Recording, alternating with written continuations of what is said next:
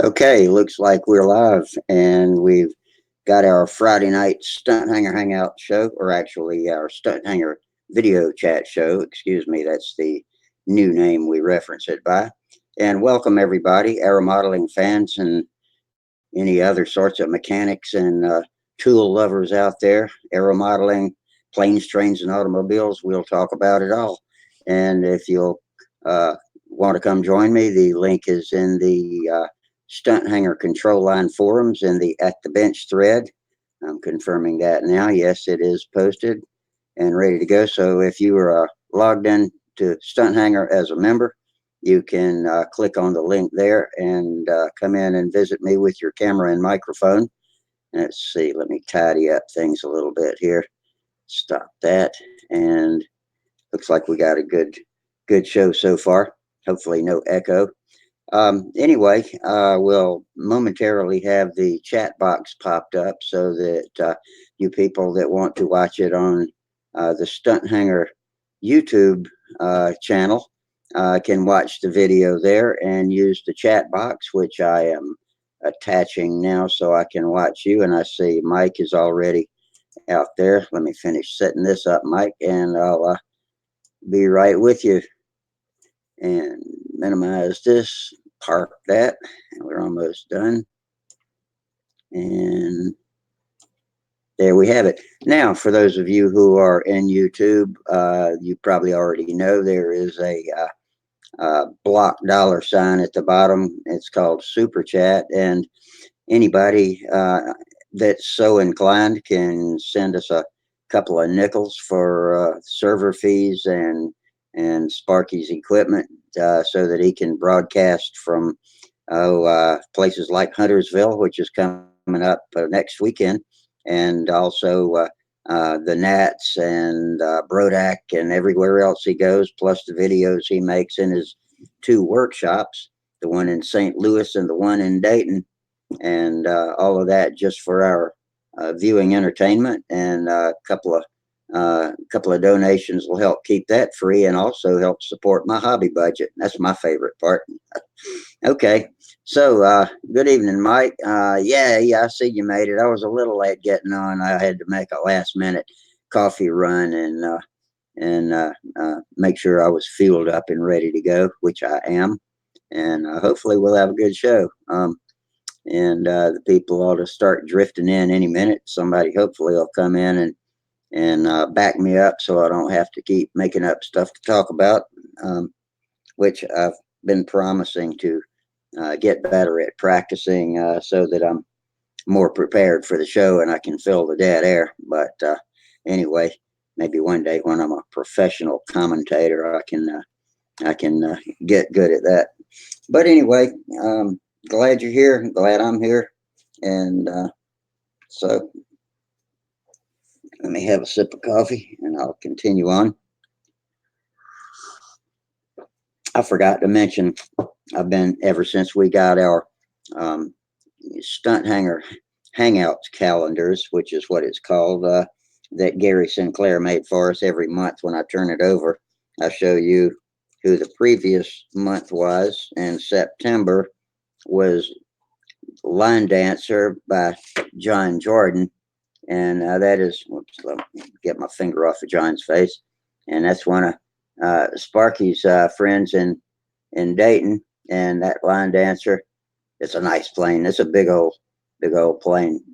And so that was September. And now he's passed the torch over to yours truly. That's me. That's my scratch built P-51 Mustang with a bladder fed Cox Reed valve engine. They said it couldn't be done, but it could, and it actually won the Reed Speed contest. So that is now the October picture for the calendar, and so I get to be the star of the calendar this month.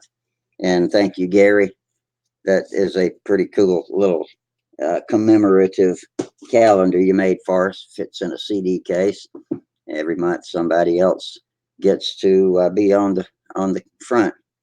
And I still haven't been able to get out to the shop, but I'm working up to it. My mobility is improving in leaps and bounds. So um, between the nice weather and um, not to mention the inspiration from going to Huntersville this coming weekend, maybe I can get out to the shop and actually do something. I bought tools while I was down, got a new airbrush kit, ready to paint the Cardinal, which I still have to build, and got the little Cox Hyper Viper on the table, still waiting to be finished. But actually, all it needs is to throw some glue and paint at it, and it'll be about done. Let's see, I do have to make the engine bearers for it, the aluminum pads the engine sits on. Everything else fits up pretty good. I know it's never as easy as it seems. Those last details are always where the expression "the devil's in the details" comes from. The last details always take a lot longer than we think it's going to. But all of you builders know that. And I like building as much as I like flying, but I get tired of building when it gets near the end of the plane. Once it starts looking like an airplane, I start caring less about what it looks like and more about just getting it out and flying it. So I'm kind of getting to that stage with the Hyper Viper, but like everything else, it's been sitting all the time that I've been down. But let me show you what I've got here. A gift that one of my Cox Engine Forum buddies sent me. Get down to it. He sent me all kinds of stuff, and I did show y'all some of this stuff the other night. But one of the pieces inspired me to remember a model that I've got ready to be built that's still in the box. And here's what he sent me in a nice little box with the Cox Engine Forum, with the Cox Engine Forum logo on it. And it is a Pee-wee, a brand new Pee-wee 020 engine. And it's not just any ordinary Pee-wee. It has, if you can read it, I don't know if you're going to be able to see this or not. If it was in the light right, you could see inscribed right here. It says Rockin' Rusty. And he 3D printed this back plate and autographed it with my name and sent it to me. Oh, it's on both sides too. That's cool. Oh, okay. It says Cox 020 on one side. Yeah, it says Rockin' Rusty on this side. Yeah, you can tell something's there, but you can't really read it. But anyway, I thought that was cool. And this is perfect for what I said I had still unbuilt in the box is a um, fully built up aerobatic sub half a ringmaster. It is a pair. It came as a pair with a micro ringmaster, which is the little slab winged ringmaster that's got wings about this long, and and it takes a TD010, and I think it was Peter J. Gregory, a member on Cox Engine Forums, that cut that kit out and gave it to me, and built the micro ringmaster right off the bat. And Ron Cribbs and I um, flew it over at the churchyard across the street from my house. Where, if you ever watch my YouTube channel, that's where my forum and YouTube existence actually began. And the little built-up wing stunt ship has been languishing in the shop, never built, but it's still sealed up. And all I got to do is pull it out. It's like any built-up kit. I got to build a wing and fuselage and all, but that 020 should pull it along really well. And I guess I'll put a hard tank on it. Although I've run a 049 with a bladder, I have doubts about running the tiny little 020 with a bladder. I would have to make a bladder out of something really soft, and anything would probably overpressure it. But yeah, not a problem.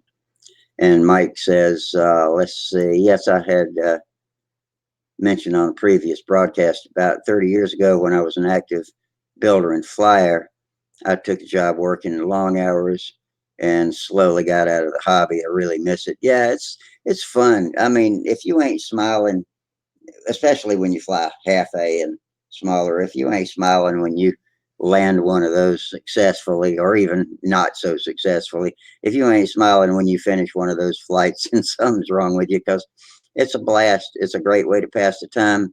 It's a great way to keep your butt off the couch, and it's how I've survived my 30 34 years of dialysis and all the other hits I've taken, and not sitting on the couch just dying like so many people do. I've been out there building planes and flying planes and meeting new people, and I was a lone wolf for a long time until the forums came along, and internet forums just kicked my hobby wide open. And my son, kind of dabbled in it with me when he was little. He's grown now. And man, he likes it and will fly once in a while with me. He'd rather pit than fly.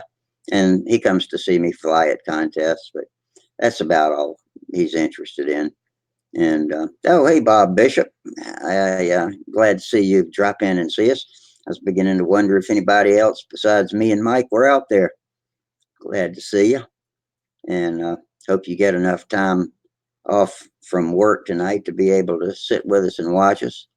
I am going to double check and see how many people. I have to go to another page now to see how many people are watching. Okay, we got 5 people viewing. I presume one is me, one is you, one is Mike. So we got 2 other people in the shadows watching us. And so that tells me that YouTube is obviously working. And I'm going to go over to the Stunt Hangar page, and well, let's see. I might have closed it. And reopen, close tab, and see. Okay, let's see. Bob says, "Oh, good seeing you, Rusty. Thanks, Bob. Appreciate it. I'm just glad to be here." Let's see how many people have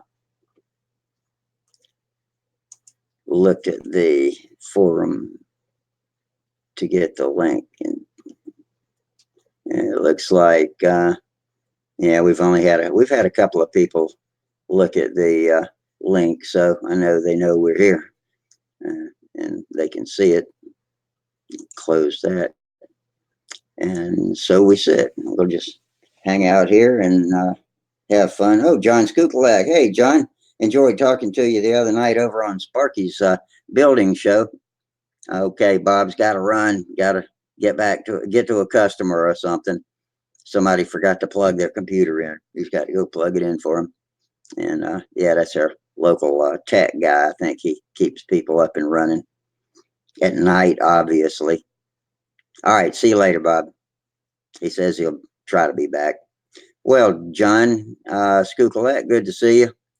And you didn't think I'd remember you, but you came on once when we were the Hangouts show, and before, when we were on Google Hangouts, and managed to get in for a few minutes. And I remember you from that.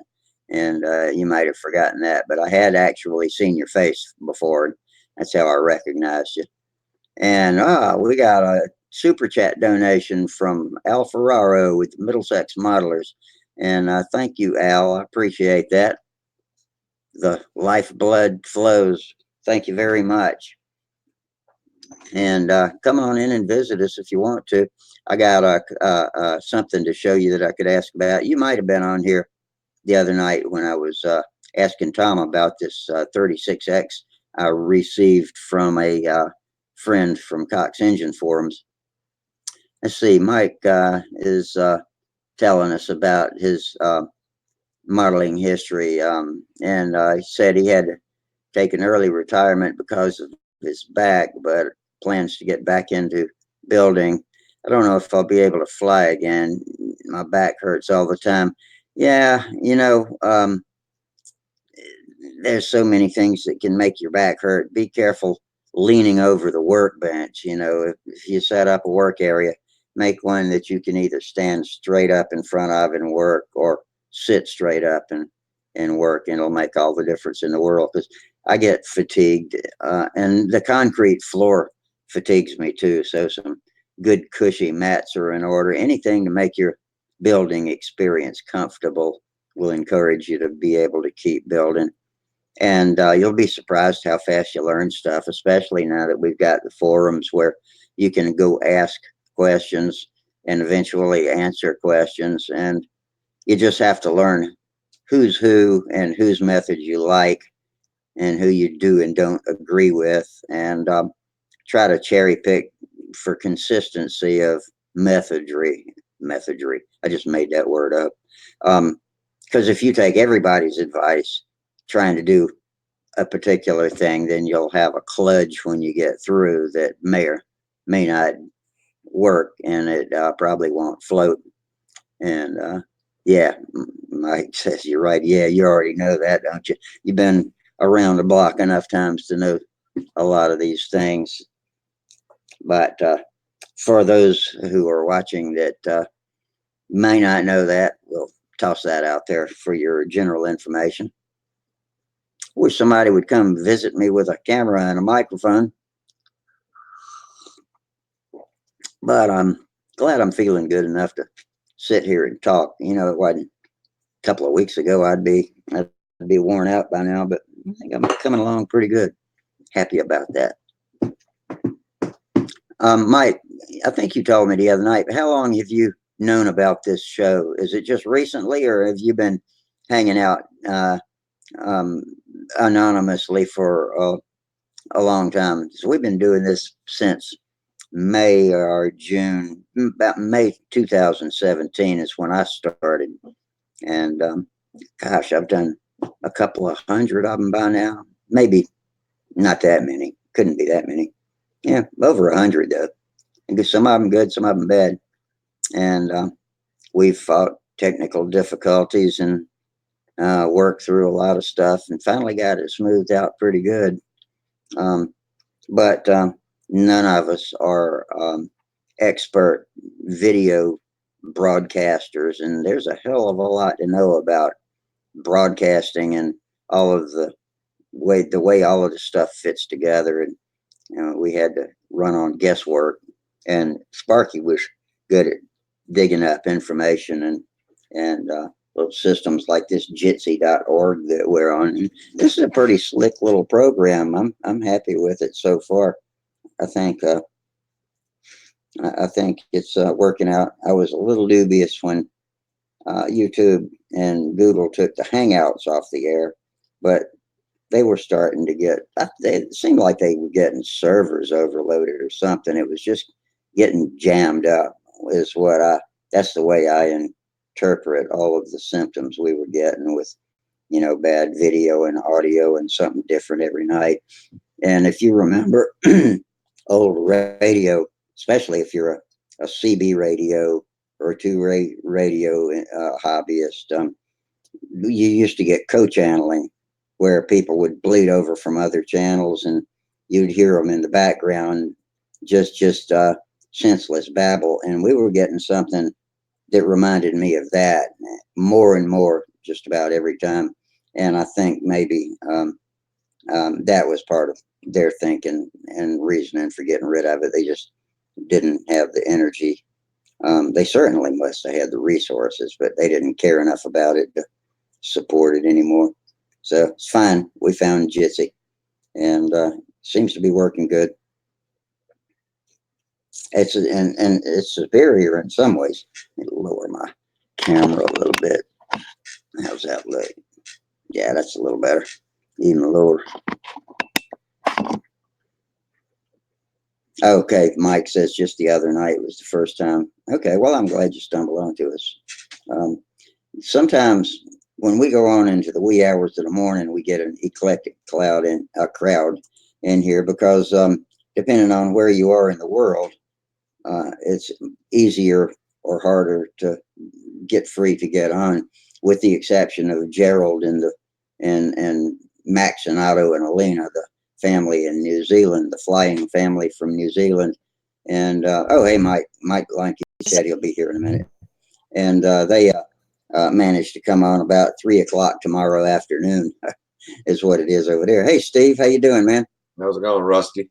Pretty good. I was just talking about as the clock moves on during the show, the different people that'll show up. And remember when it would get to be like 2 o'clock in the morning, people from Western Europe would start getting up for coffee before work. And come in with us, from England and places like that. But it's it's the wee hours of the morning there right now. But in a few more hours, they'll be getting up for breakfast. And, Yeah, yeah. We actually went to the World Championships. The guy from England, was on the team and stuff there for. oh, the one that had come in and visited with us. Yeah, Oh, yeah. cool. I forgot his name. Do you remember? No, I forget now too. I had to think about it, but I know. But yeah, I wish sometimes we stayed on that late again to people would get on like that from England. That was pretty cool. Yeah. We used to get several people from South America. None of them spoke really fluent English, but we had Jorge Gonzalez, and I think Yeah, he was from uh, Colombia, Medellin, maybe, or something like that. And that's one of those cartel countries, huh? yeah. And a couple of other people I don't really remember, but I hadn't seen our South American contingent lately. I think No, we had, and there's a lot of control liners in Brazil too. I think yeah. all over that, all over the continent of South America, there's a pretty good control line activity. Another super chat, John Skukulek. Thank you, sir. I appreciate that. And Mike Leinke says he just finished supper, clean up shop toolboxes and other stuff he hadn't touched in 20 years. Let's see. Mike says Mike is our newest YouTube member, and he's we were talking about the old Hangouts getting kind of co-channeling. It seemed like other channels were bleeding over, and we were getting background chatter. And I mentioned CB radios. He says back in the 70s we had CB radios coming over the TV, and when it wasn't even turned on. Yeah, I remember that. CB radios were at a at 27 megahertz. They could rattle some coils even if they were just standing dormant. And yeah, I remember you used to see you could see interference on the screen when I'd key the mic on my CB. Did you ever mess with those, Steve? CB radios? Yeah, I mean, a bunch of my friends had them in their car. That was back in the day before we had cell phones. Yeah, And yeah, a lot of us had CB radios, and we could talk back and forth to each other. And then I had a couple friends that had ham radios, and is that 26? No, that's 5,300 megahertz or something like that. That was on, I think. yeah. Now ham radios. I don't know if there's a specific bandwidth bracket that they all live in or not. It's my understanding that they're pretty much wide open to all the frequencies, the whole spectrum. They're just not authorized to use all of it, but the equipment was able to tune just about anything. Oh, okay. And they could track the spacecraft and the Apollo missions and all that, and used to talk all over the world to each other and send little cards out. I forgot what they call those cards now. They'd mail them to say I talked to such and such person, K4513, and in Tasmania, and it was two letters. Send me your QE card or something like it. It wasn't Yeah. QE. I don't remember what it was, but yeah, they used to have fun. I was just a CBer. I had a a ham receiver, but it smoked a power transformer before I knew how to fix it, and I took it to our neighborhood TV guy, and he put it in his attic and promised it for about 10 years, and never got around to fixing it. So that was that. Yeah. Gary Sinclair just showed up. Hey, Gary, I was announcing the change in the October October calendar. I forgot to do it on the first, and so let's see. There we go. I get the I get the month this month with my scratch built P51 read speed winning Reed Speed Racer from our Cox Engine Forum Speed Contest, and it's a bladder-fed Reed valve engine, a Cox 049, and so Rockin' Rusty gets the month. Cool. But Yeah, anyway, I mean, you know, now everybody's on their cell phones going, you know, talking on, you know, while you're driving and stuff like that. And I don't know. We have set times that people would get on a certain channel and stuff, yeah, from the CD. I had a base CB base station and a big old Johnson tube CB and a big ground plane in the backyard, and also had a 18-foot dipole strung up in the oak tree. That thing would throw a signal pretty good. Yeah. But I never could get the ground plane on the roof. It was a big ground plane. It had a 9-foot primary. I forget what you call it. I've forgotten all the lingo. But yeah, we played with those and had a good time. A lot of people had them in their cars and at home. And so we just sit there and talk to each other all night long. And especially Halloween, that was a big night for CBers. But, that was a hobby for a few years when I was a kid. I had a big time. Let's see, Mike says he's got an old Hammerlin receiver that somebody gave him, and he hooks it up sometimes. And he listens to things from all over the world. You can tune about anything in. Oh, and we got Brad Bogner, QSL cards. That's it. Thank you, Brad. I appreciate that. Are you an are you a new arrival, Brad? I'm not sure I remember seeing your name out there, but welcome to the Stunt Hangar video chat. Anyway, we talk about aeromodeling or planes, trains, automobiles, and oddly enough, CB radios, ham radios. So whatever we want to talk about that you can mess with.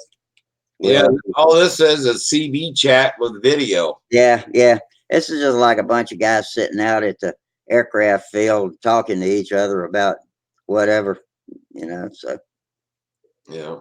but that's QSL cards, yeah. People, and that Sure. would have your name and radio license number and general information like that. And people would trade them and keep them on a bulletin board in their radio room. Yeah, I know that one friend of mine we mostly did the CB stuff, but his dad was into ham, and we Mhm. get on there and talk to people in Australia and Yeah, New Zealand and stuff. They'd yeah. skip it off the atmosphere of Skip, yeah.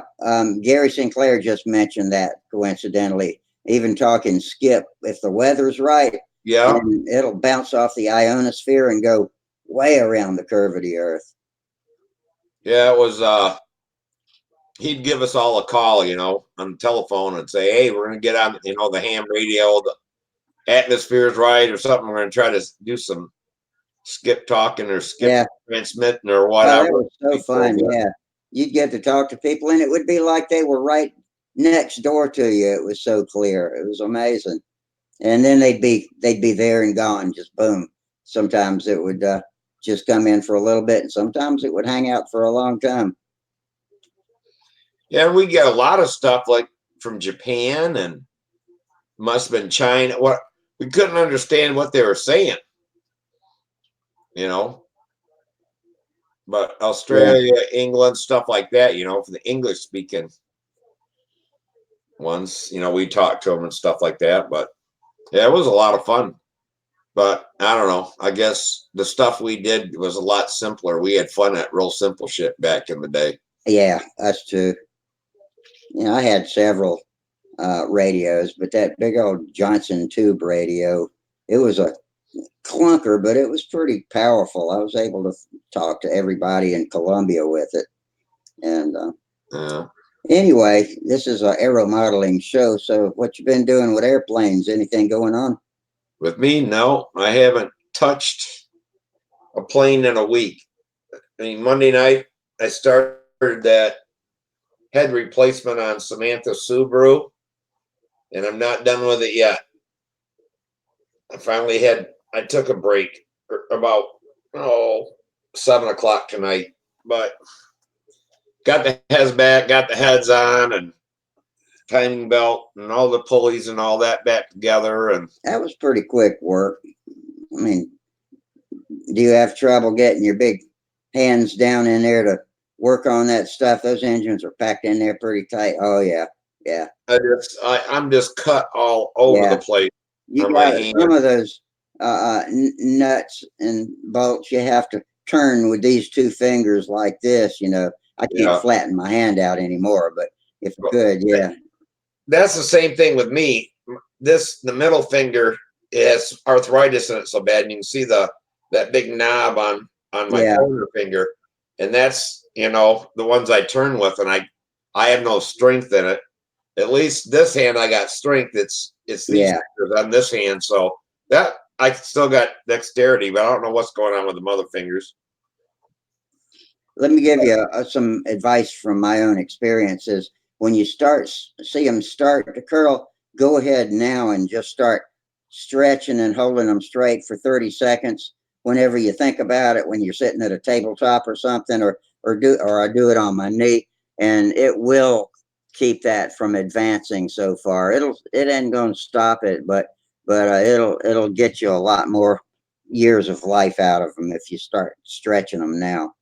Yeah, I was doing that actually Thursday when I went to pick the heads back up. Driving, my hands were hurting so bad. I had the window open, and I was taking my hand on the open Chilling. part of the window and bending it back, Yeah, about losing my mind. But when I let go, it feel better yeah, because they're hurting so bad that they just, that one especially just wanted to keep curling, and I had to. yeah.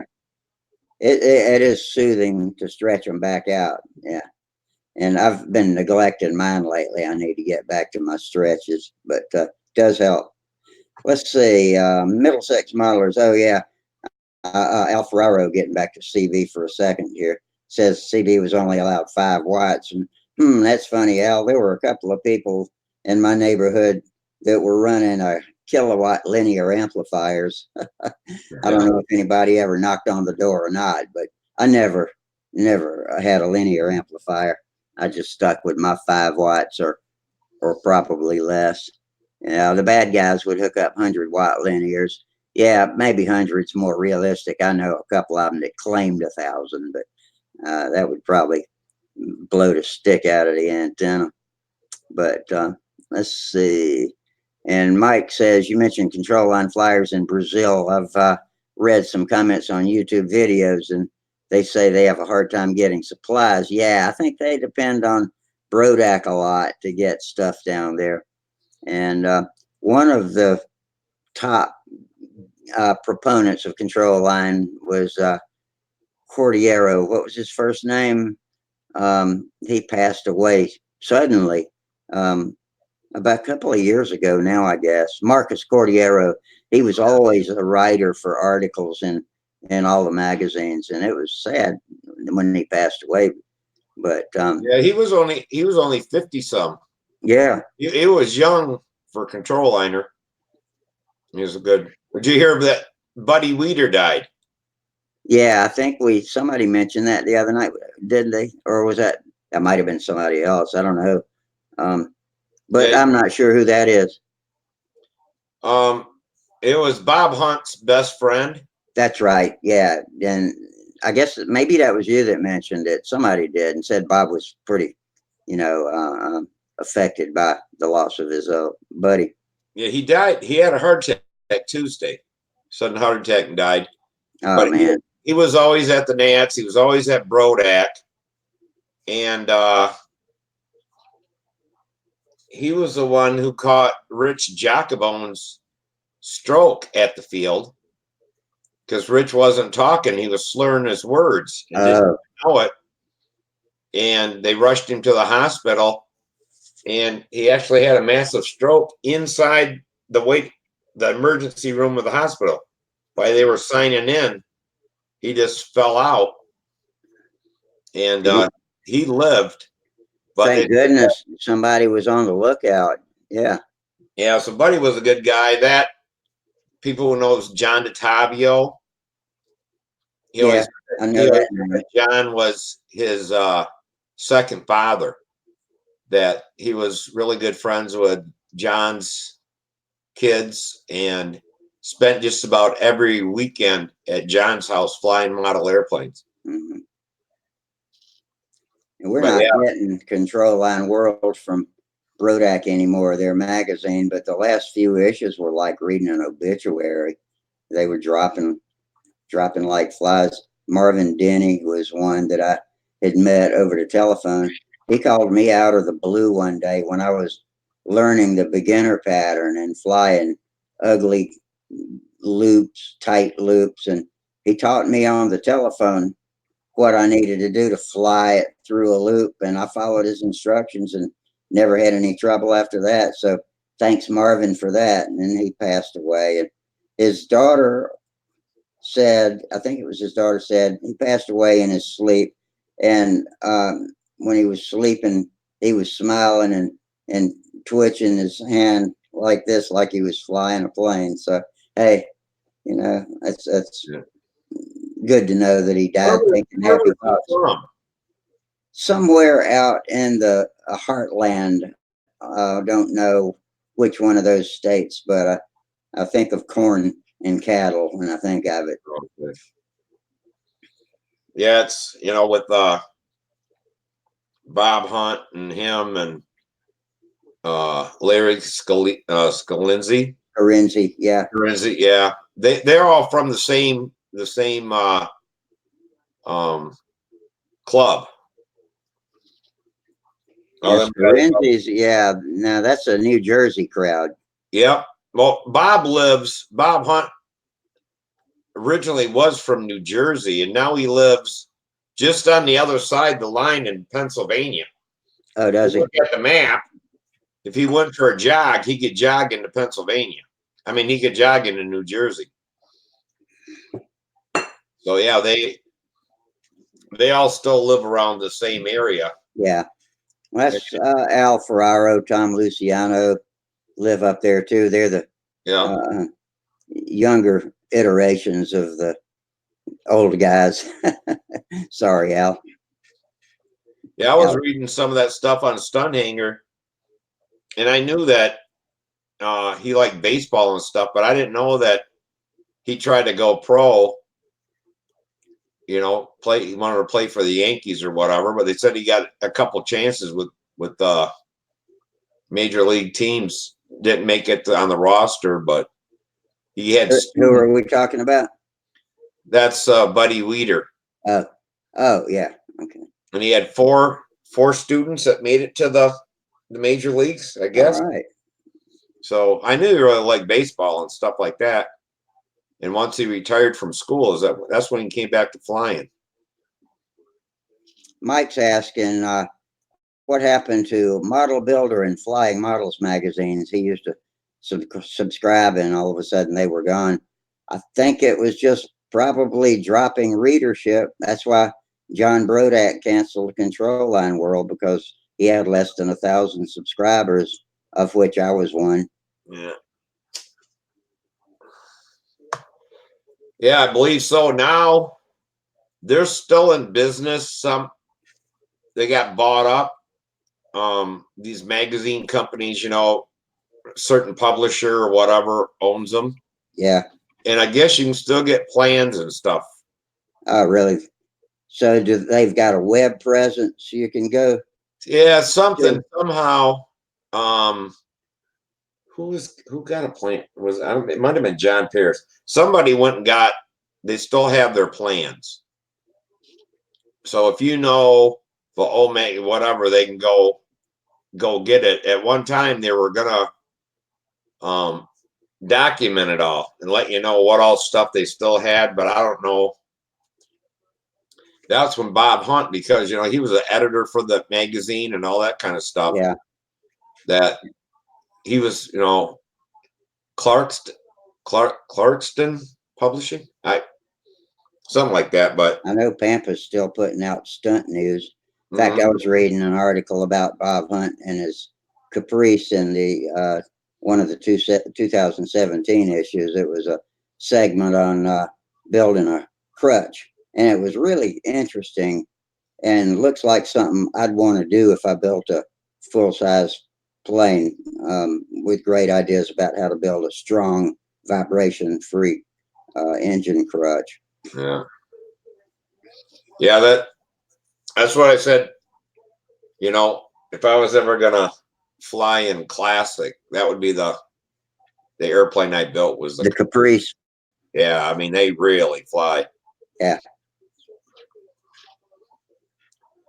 But I learned to drive in a '68 Chevy Caprice. When I turned 15, I went and got my permit.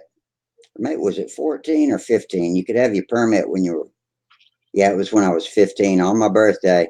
And we got out of school on a rare snow day in March. It was March 25th was my birthday, and it snowed. Almost never snows in March.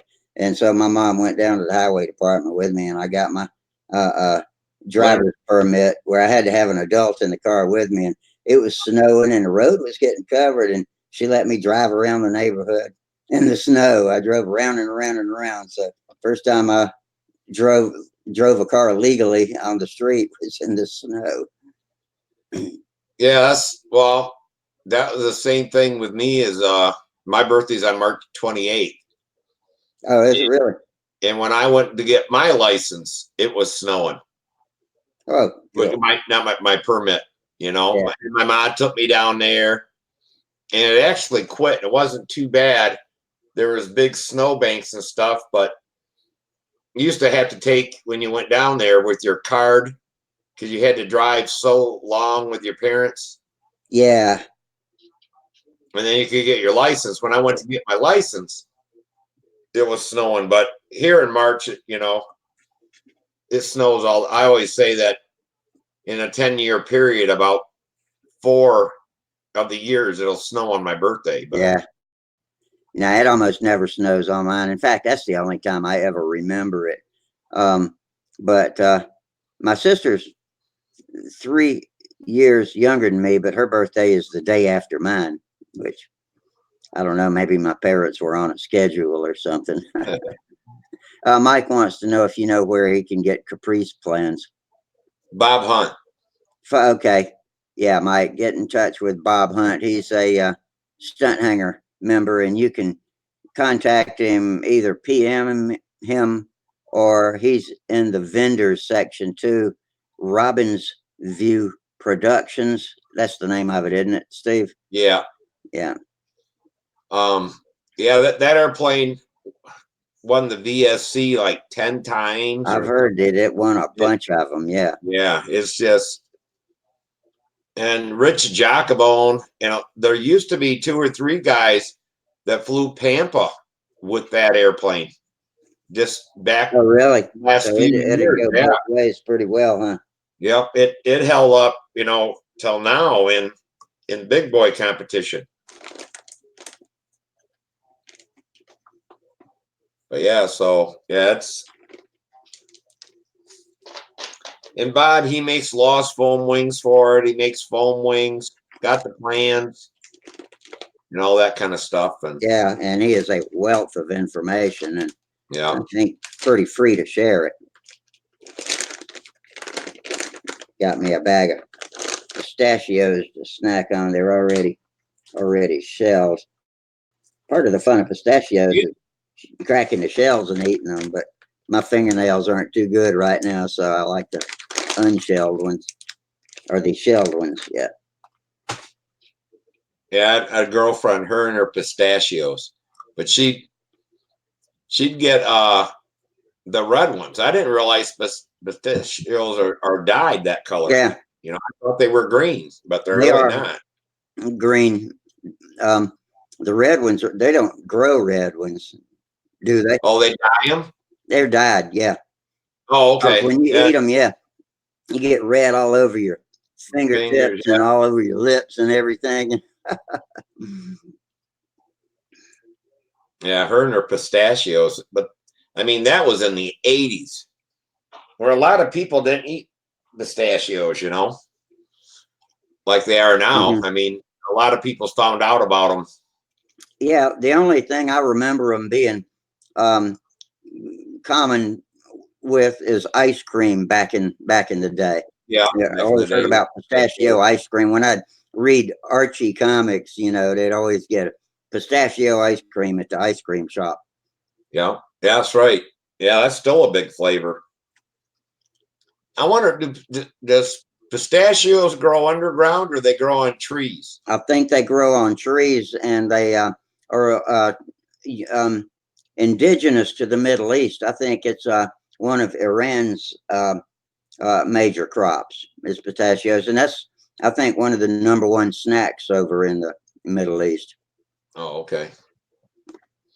Yeah, I was wondering about that. So yeah, I I don't know about cashews. Do cashews grow on trees? There's a wealth of Cashews information. can grow on trees, yes, They and do. they're poisonous, and so you treat them right, roast them or whatever. I think they got cyanide or something in them, like some seed fruits do. Um, but I know when we were in Jamaica, they had cashews growing. They had um, businesses that were, you know, I don't know if you call it farming orchards, I guess. They had cashews, or yeah, cashews. Can you? I can't imagine being a damn cashew or pistachio picker. I think they probably use shakers. You know how to they drive the Yeah. shaker up to the pecan tree and clamp onto the trunk. I guess you better take an umbrella with you, Yeah. or put a sheet metal hood over your head.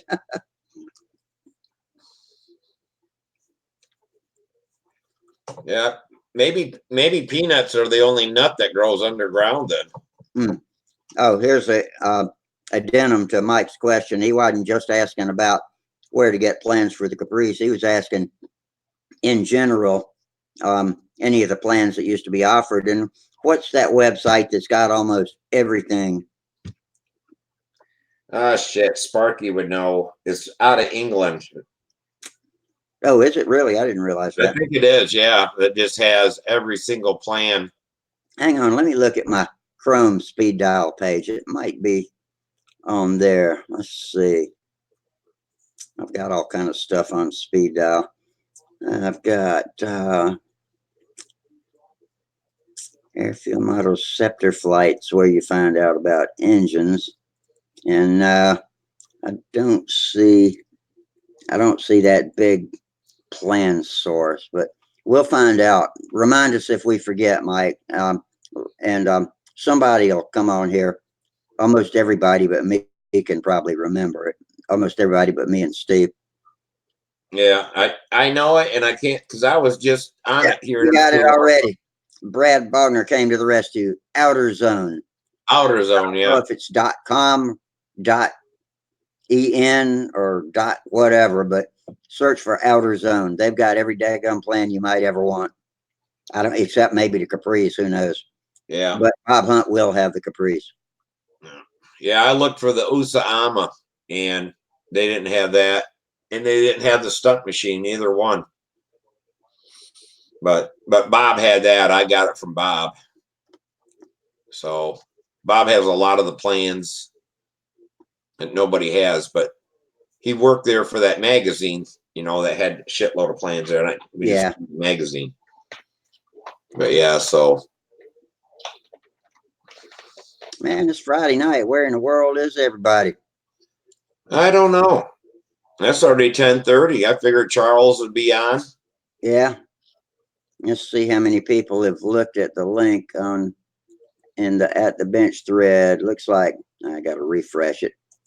It was 2 views last time I checked, and now it is 3 views. We've had 3 people look for the show. That's discouraging. I'll leave that up so I can recheck it in a while. And let's see, we have how many people watching us? We've got 11 people watching right now. So there's minus me and you, that makes 9 people over on YouTube. There's Gerald Wimmer on YouTube, says, hi, Rusty, Steve, and Stunt Hangar people, just home from shopping. Okay. Well, hopefully maybe Gerald and the family can get Yeah. on in a little bit. So we've got an excellent connection and plenty of room for everybody. So y'all feel free to come on in. Yeah, Juicy's working good now. I think it'll start picking up here again in a month when flying's, because That's flying. right. People are out busy doing stuff. The weather's beautiful in most places. And so yeah, that explains some of it too. Yeah, it's coming quick. It's raining here again, but I think it's only 54 degrees. I think tomorrow it's only supposed to be in the 40s. Oh wow. So, yeah, flying here is coming to an end. We'll get days here now every once in a while, but yeah, flying always ends in October. Once in a while, we'll get 1 or 2 good days in November, but that's it. Yeah. When November brings rain to South Carolina frequently. October is a very predictable month weather-wise, but we're actually in a drought right now. Okay. Damn, I forgot all about, just looking at the date, I forgot all about my wedding anniversary. I'd have been married 29 years this year. Oh, well. So you didn't get a box of flowers in the mail from anybody today, huh? I didn't. You know, when was the 6th? Was that must have been what, Monday or Tuesday? 5 days ago, you figured that out. Let's see. Yeah. Oh, hang on, I got the Stunt Hangar calendar here. The 6th was Sunday. Oh, was it Sunday? Yeah. Oh, well, damn. I'm almost missed it by a week.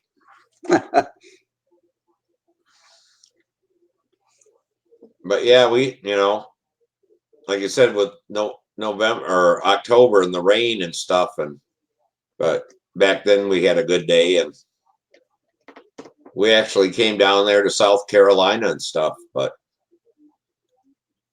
went into Tennessee, Kentucky, Georgia, made the rounds right around through there. But I've never been to Kentucky before. I've been there a lot of times because we always had to go through Kentucky to get to Florida, where my dad's from, and Alabama, where his best friend lives. So every other year we'd take a trip down, and then Was there an interstate that connects Michigan through all of those to the south? 75 does. Oh yeah, that's right. Okay. And what did we take? We always went down 69, and then I'm trying to remember how far that went down, and then I think that went into outside of Nashville, and then we would cut across, and I think 65, and that went over and hooked in with 75, and then in Chattanooga, and then all the way down. But that was the way my dad always took, just because 75 is on the other side of the state. It's like a Yeah. 2.5 hour drive. 75. I remember 75 from when I lived in Atlanta. It came down and connected with 85 as the main trunk all the way through from top to bottom of Atlanta, and then split back off. Yeah, now everybody goes there to Fort Wayne, and I can't think of the name of the the highway. Sparky would know. From Sparky Fort just Wayne, joined. Hey, Sparky. it cuts across there to 75 in Lima, Ohio, and then shoot down 75 south. Oh, Mike says he's in Anderson, Anderson County, South Carolina. Hey, that's good to know. Fellow South Carolinian. Guess you're probably a Clemson fan, aren't you? I'm in Gamecock country here in Columbia, of course. Well, you been doing some clearing, Sparky? Yeah, I've been rubbing. What the hell is my volume control? I can't remember. Me neither. I'll just turn you guys down. Well, hell, you'll be ready to fly that thing here pretty soon, huh?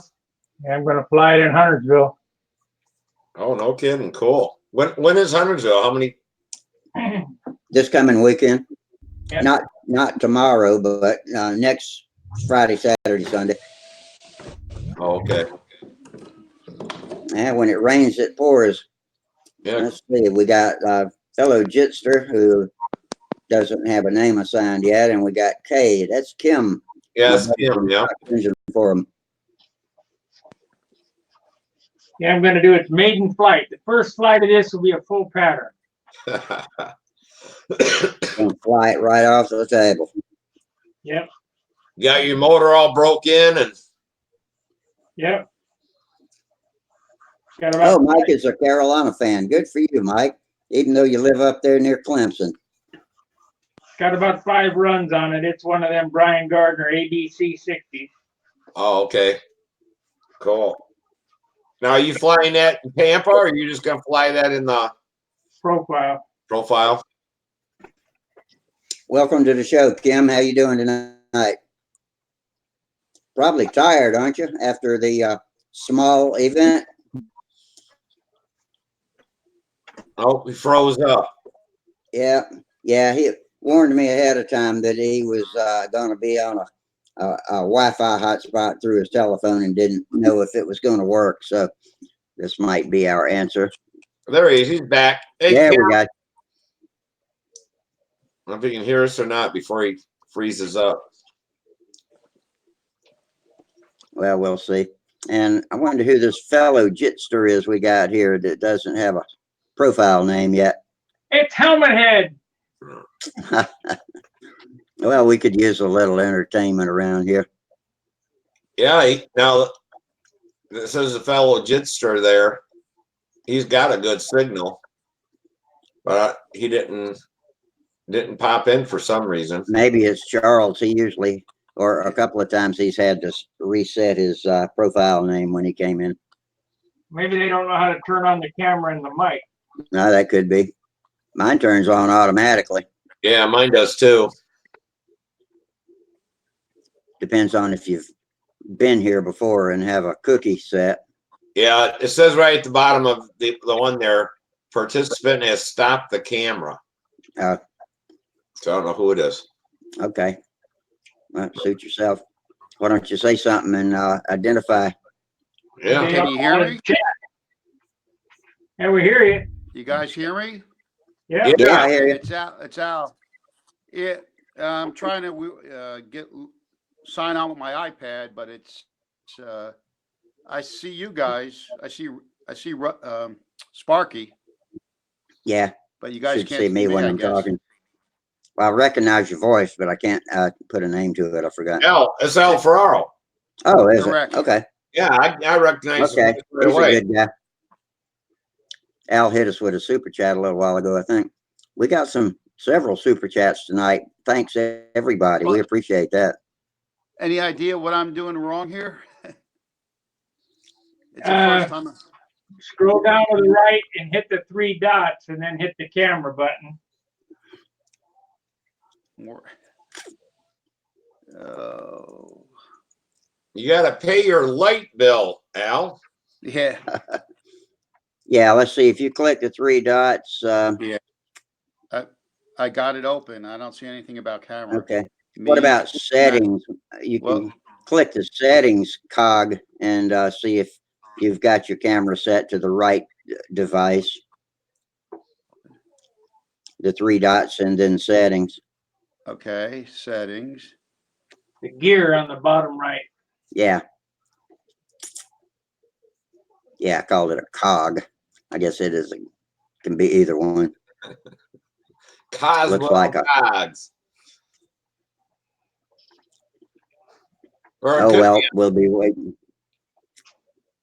it could be a Spacely sprocket too. The Jetsons, yeah. Let me unclick on Mike so I don't have a black screen. All right, well, see if you can get it worked out. And at least we got a few people now. I was beginning to wonder if anybody was out there to join us. I think Mike Lunke's on the YouTube out there. He's busy working, cleaning up his shop, I think. Yeah, I got a question for you. So, Steve. Yeah. Is 20 gigs of Wi-Fi or internet, is that a lot or not? No. No? 20 gigabits, 20 gigs. Yeah. 20 gigs of Wi-Fi will allow you 20 hours of a movie. You know, most movies are about a gig a piece, a Oh. gig an hour, so 20 hours. Oh, okay. So if you're downloading a lot or you're streaming a lot, it's not. And my Wi-Fi hotspot costs $10 a gig. Well, what it is that through oh shit, I'll think of it here in a sec. Damn it. I can't think of a carrier now. T-Mobile. Yeah. They have a old person's deal going. I call it they call it something, but if you're over 55 and you can get two telephone lines or whatever and 20 gigs of hotspot per phone for $70, $75 a month. All no additional taxes or anything. Here's the catch. I'm sure that it's that is a decent deal. But the catch is if you go over that 20 gig, they charge out the ass for each additional gig. Here's the other thing, though. If you always watch your videos and big broadband stuff on Wi-Fi over your home Wi-Fi system, then you don't pay anything. It's only if you use cellular service is when you get charged for that amount of broadband. If you're using Wi-Fi, it's free. It's like using nothing. But if you use cellular service, you're paying for every bit. I asked them, no, I'll look at the contract, but they said that once you do your 20 on hotspot, because it's an unlimited plan, it just shuts off. It won't let you do any more hotspot. Well, that would be all right. Yeah, that would be my preference. But and it's supposed to be twice as fast as the hotspots we have now. It's something new. It's they're it's not 5G, but it's the same frequency and stuff that 5G will be on, and it's twice as fast as 4G hotspot. How much faster can you get than instantaneous? I don't know. Go back in time? Yeah. So we got to go faster. Well, it's already instantaneous. You click it and it's there. Well, I know that, I got Verizon with a hotspot, and I don't know if it's just a lot of people are on or what, but it'll kind of slow down. And here's the problem. And you're an air conditioning guy, so you'll understand this. Let me explain this in mechanics terms. We got a pipe this big around, and everybody in the city's trying to fish through that pipe. And it goes down, so it's neck and down. So when everybody's online, nobody gets nothing because it's clogged up. So it doesn't matter whether you got 5G or 10G or million gigabytes, everybody's on the pipe and they're trying to force the shit through the pipe. It's the way it works. Yeah. I didn't realize I got Charter here cable, and for his Charter Spectrum or whatever. But that's what I got. They said that everybody's data or their Wi-Fi goes through T-Mobile. That's their the glass shit they send that kind of cable. That's fiber optics. Fiber optics, yeah. That they use T-Mobile's fiber optics for all that stuff. The fiber optic is still only 4 inches with 5 inches of guys trying to get through it. Yeah. Yeah, every time they build a bigger pipe, they get more people. But I keep seeing advertisements from Spectrum is who I'm on. Not, yeah, Spectrum.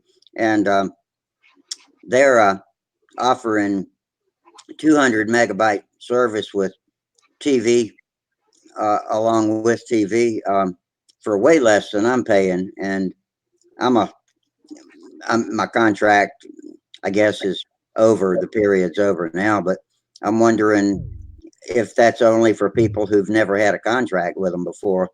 Let me warn you about Spectrum on that. I started out in Spectrum in Dayton at $49.95 a month. What do you think it is now? 69. 225. Well, it's 70 some odd dollars. Yeah, that's what.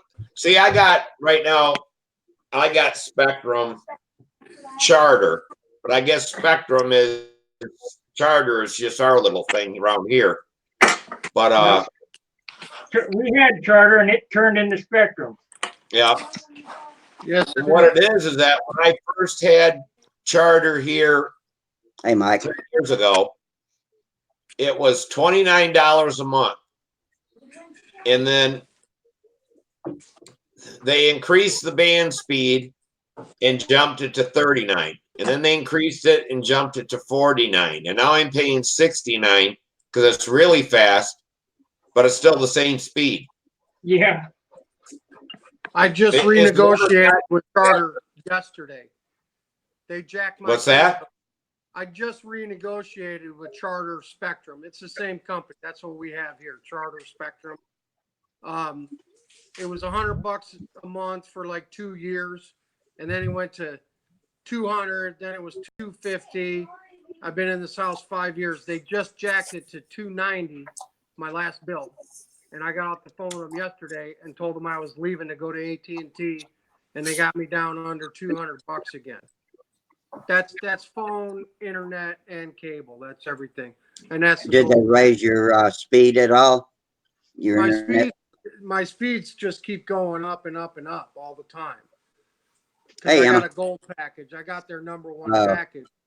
Ours is still 225 megabits is all. I don't have any problem with that. And, you know, my wife's running a laptop. I'm running a desktop. The kids are on their tablets and we're on our phones. I don't have any issue there. But like I said, I just went from like 240 to 290. And I called them up and said, to hell with that. I'm leaving. And they said, oh, no. And they got me down to under $200. So I'm back. I'll stay with them. That's what I need to do is call them up. You got to threaten to leave, Rusty. You got to say I'm leaving. What you got to do, you look at AT&T and see what their best package is for everything you have. Right. And you say, look, I can get AT&T to do this for a promo for $100 a month for the next year.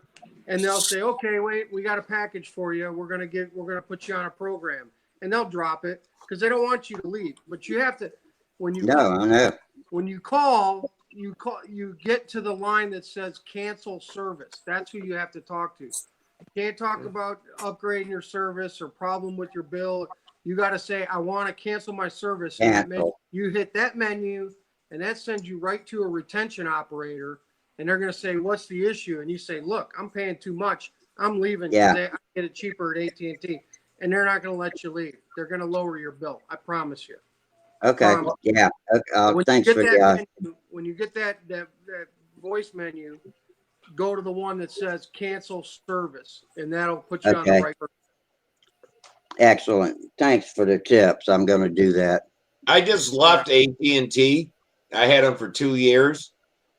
Their TV is so much better than Charter. I'm happy with Charter. I got no issues with my service. Yeah, mine's dependable. It never goes out. It's great. I'll tell you what. The bill just kept going up and up and up and up. Right. That's the problem I had. But once I went to AT&T, and now that I'm back with Charter, their TV, Charter's TV, is nowhere near as clear as AT&T truly has like 1080p and stuff. And I think it's that pipe syndrome that Rusty was talking about. They say that you have all this 1080p on these channels, but you really don't. Is your Maybe TV set for 1080p? Are you sure mine's you're on the right? yeah, setting on mine's the too. television? My television is 4K. Yeah, So in your settings on your television, are you set to watch in 1080p? Because mine goes down to 740 and 520. There's a bunch of different options. Unless your television is set for it, it's not going to pick it up. well, that's with the charter there. I can get on and see what they're sending it at, and most of the channels are sent at 720.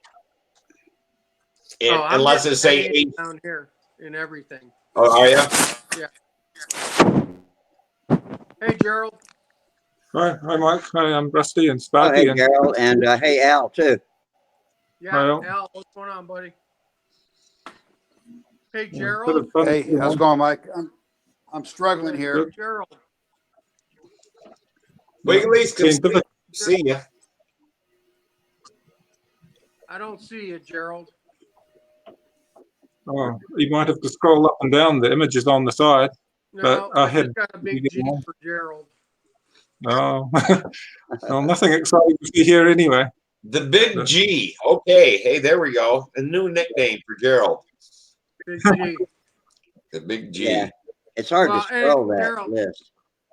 Gerald, real quick, I want you to know I haven't given up on sending you those magazines. I've been back to the post office again and talked to my regular guy down there. He told me to bring them back, and he thinks he can find a way to get them to you that's more affordable than the lady that told me it was going to be $80 to send you 10 magazines. So I haven't forgotten about you. I'll try to get it done, okay?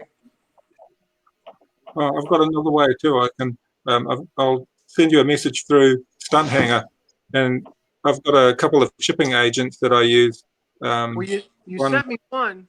You sent me the one guy's. What do I do? Just call him or contact him? Oh, no. You just. I can send you an address. One in Noosa, in New Hampshire, and I've got another address for one. I think it's in Oakland. I'd have to check where it is, but I've got a couple of other addresses they could be sent to, and then they'll charge me to post it out to me. So that way, you're only paying the US postage. You're not paying Well, international no, postage. I don't want to do that to you. The whole deal was I was going to ship them to you gratis, man. I don't want you coming out of pocket for it. That's. I'll get them there. It's no trouble because that way it works out not too badly, because often I'm amalgamating things. I might get a kit or a plan and then put it all together. But, okay. yeah, Okay. just a matter of amalgamating it with other things to bring the postage down. It works quite well. Sometimes I'll get something with a friend as well, and we'll put them together, and that way it makes it reasonable to pay for the postage when it's a number of things anyway. Where are you at, Al? I'm in my basement playing with the iPad, trying to learn how to make the iPad work. Oh, okay. Because I see different. I see Yeah. the airplane, and then I can see the ceiling. I'm in the basement. I wanted to show Rusty this. Yeah, wherever To your left. Oh, Oh, a golden bee. Yeah, Hang on. Oh. Let me click on it. but this is Oh, that's got a special needle valve in it. That's a tiger needle, isn't it? yeah, this is A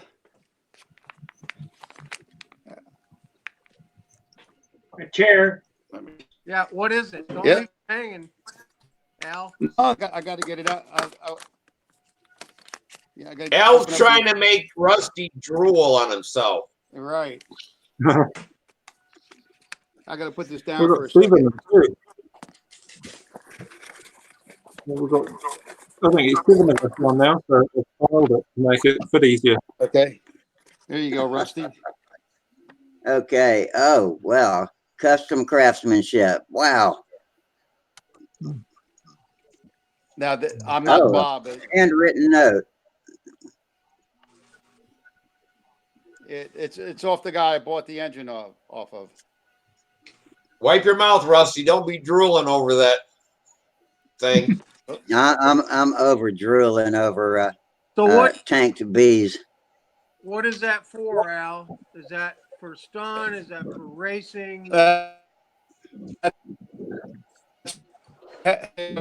About read engine, custom craftsmanship, modified.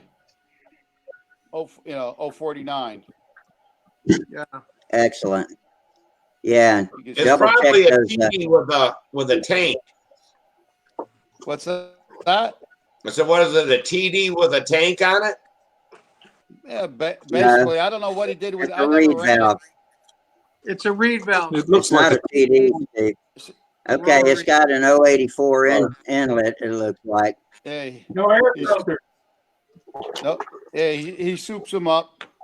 Yeah, we used to take TD cylinders and stuff and put them on our reed valve motors and run them. That's You know, the run them half as a- face Yeah. shit. Hey, Al, can you see a number stamped on that cylinder, either on the barrel Say that again. or on? Can you see a number stamped on that cylinder? It'll either be on the barrel under the exhaust, or it'll be on one of the little 1/8" exhaust facings. Eight. Fingernail polish. Let me see. I don't see anything. Does he stamp them, or you're looking for? No, they came stamped from Cox. I gotta put the iPad down for a second.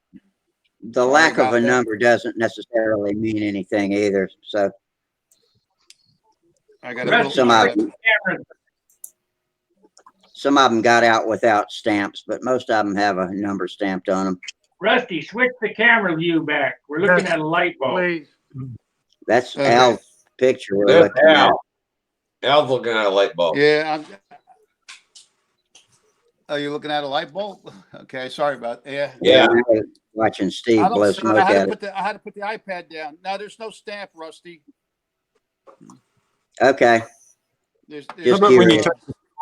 Give it to me. take the head off and look at the transfer ports, the TD ones are slightly, the machine slightly different to some of the other ports. They've got like a ridge in them. right. Um, Yeah. But you need to look at it with a flat. I should. Well, anyway, it's a pretty little engine. I Yeah. love that. I love that needle valve. Yeah. There's Hey, my. Steve. Hey, Steve, your girlfriend give you the night off again? Yep. There's an Yeah. 010. Yeah, I'll take advantage of it. You see that, Rusty? Let me click on it. Yeah, hang on. Give it a time. Okay, now I see it. Yeah, that's an 020 TD 020, isn't it? Or No, 010. 10. Oh, One. Cool. It's a 10. Yeah, Wow. Oh, That's 10. cool. And You then, need to hold your hand up to trail. and then there's no that you put one line on it. There's no you fly. Oh, You know, yeah. there's no elevator. You know, Oh, you can't even put control. The only control that you do up and down is by, Twisting. pulling it, twisting. Yeah. Yeah, And that's, with a solid wire. That's Model kind of scary. and that's I have a little half-A Goodyear collections. You could see, Yeah. We used to race half-A Goodyear. And then this is my best one. Oh. That one never lost a race. Was that a Black Widow Black on that Widow. one? It's I mean, I modified it. I put a Nelson plug head and all that stuff. I played with the reed valves, the intake, all that stuff. Yeah. But that one runs really strong. hey, Al. Yep. I don't know if we've been on here since the Nats, but I'm hunting a couple of reed valve mouse motors for Sam. He flew mouse at the Nats this year with the help of Bob Whitney. And we have 2 airplanes, but I need a couple of dependable Cox reed valve engines so he can fly mouse again at the Nats. Where would be a good place for me to look for 2? I need 2 motors basically set up for mouse. Okay. Where would be a good resource for that? I mean, just I'll hunt around for you, but it's anywhere, eBay, But the thing to do with them is to make them run is to get the Nelson plug head for them. Yeah, I don't want to build them. I want to buy them.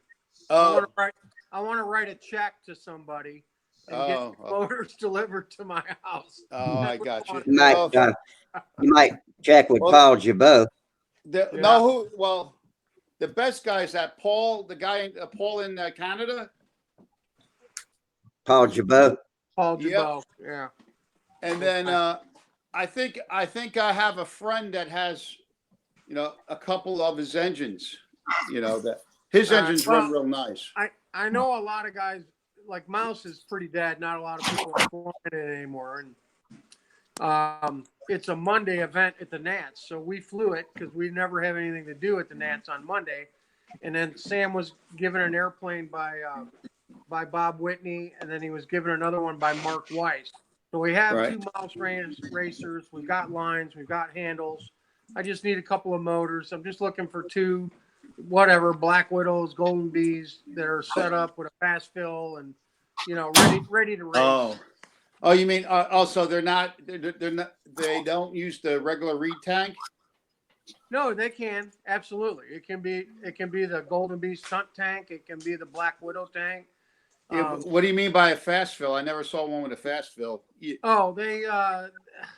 what Bob Whitney had on his was like an oversized fill hole with a piece of tubing on it, so that the filler that he had, he could just stick it on there and go. Okay. Yeah. I mean, all I did was put a little piece of tubing on a syringe. My eyesight was a lot better when we were racing, but Well, that's what I'm saying. Bob had some big giant orifice that he could just and then squeeze it till it was full. I just would fill up a 2-ounce syringe and with some small tubing on it, and then just stick it over the the vent and fill it. Yeah, I got you. But what Bob was telling us, the key to a good mouse racing engine is the fit on the piston. That's the thing is you might go through 10 of them to find one that's a great fit that'll be a good runner. I don't want to do all that. I want to buy 2 motors that are ready to go, and I'm willing to pay for them. I'm not asking free stuff. I'll ask my friend, because my friend George is selling a lot of stuff.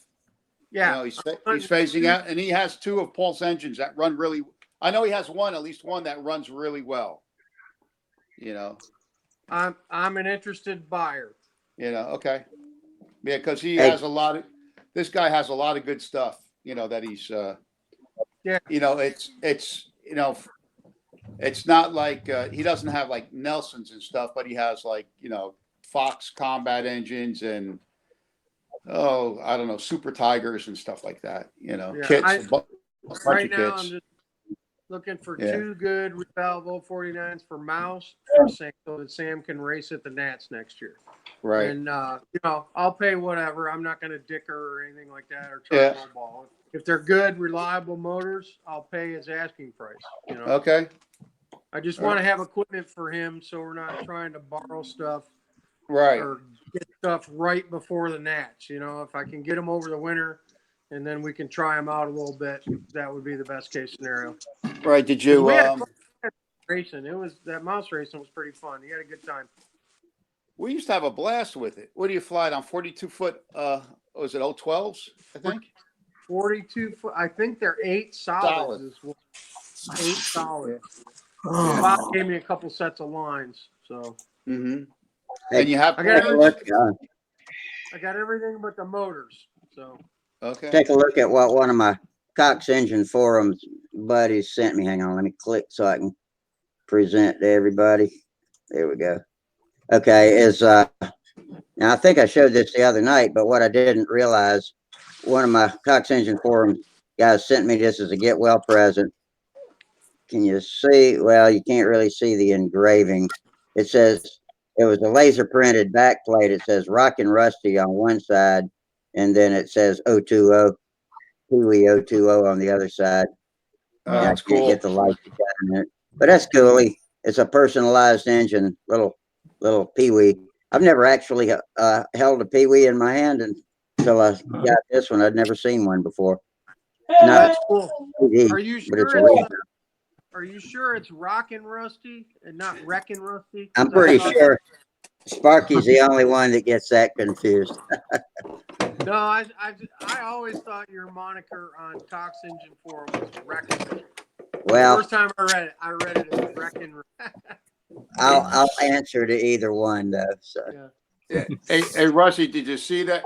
Did you read that I hit over 129 miles an hour with the Super Satan? I did, yeah.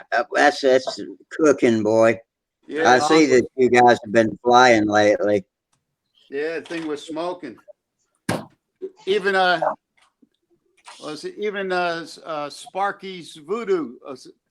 So Sparky's Voodoos were there. One of them was flying. Oh, You know, the shit. one. really? I'm planning on. What's that? Who had Sparky's Voodoo? Larry Wilkes. Larry. Okay. Oh, no kidding, really? Yep. Yeah. If you could see, there's a picture on Facebook of it being launched, and it's going straight up, and you can see stunthangar.com on the wing. Oh, It's cool. All right. Hey, Well, I'll throw the Super Satan in the car. I'm going to be up there Saturday, okay. and I'm not going to make it Friday, but I'll just come for a day trip, be there Saturday, and we might stay overnight and go home Sunday morning or Tom Sunday Luciano. afternoon. Tom Luciano says he's going to bring a spare engine or something, and he wants to put it on your Super Satan and fill it full of 50% Yeah, nitro. fill it full of the hot juice. Yeah, Yeah, because we just Yeah, blew it Tom. on stunt juice the other time. he wants to fill it up with the Panther piss. I talked to Phil this morning because Phil's bringing me 8 sets of cores for Nelson 36 fast combat stuff, and he said him and Tom are riding down together, so that'll be fun. He's bringing Phil Cartier.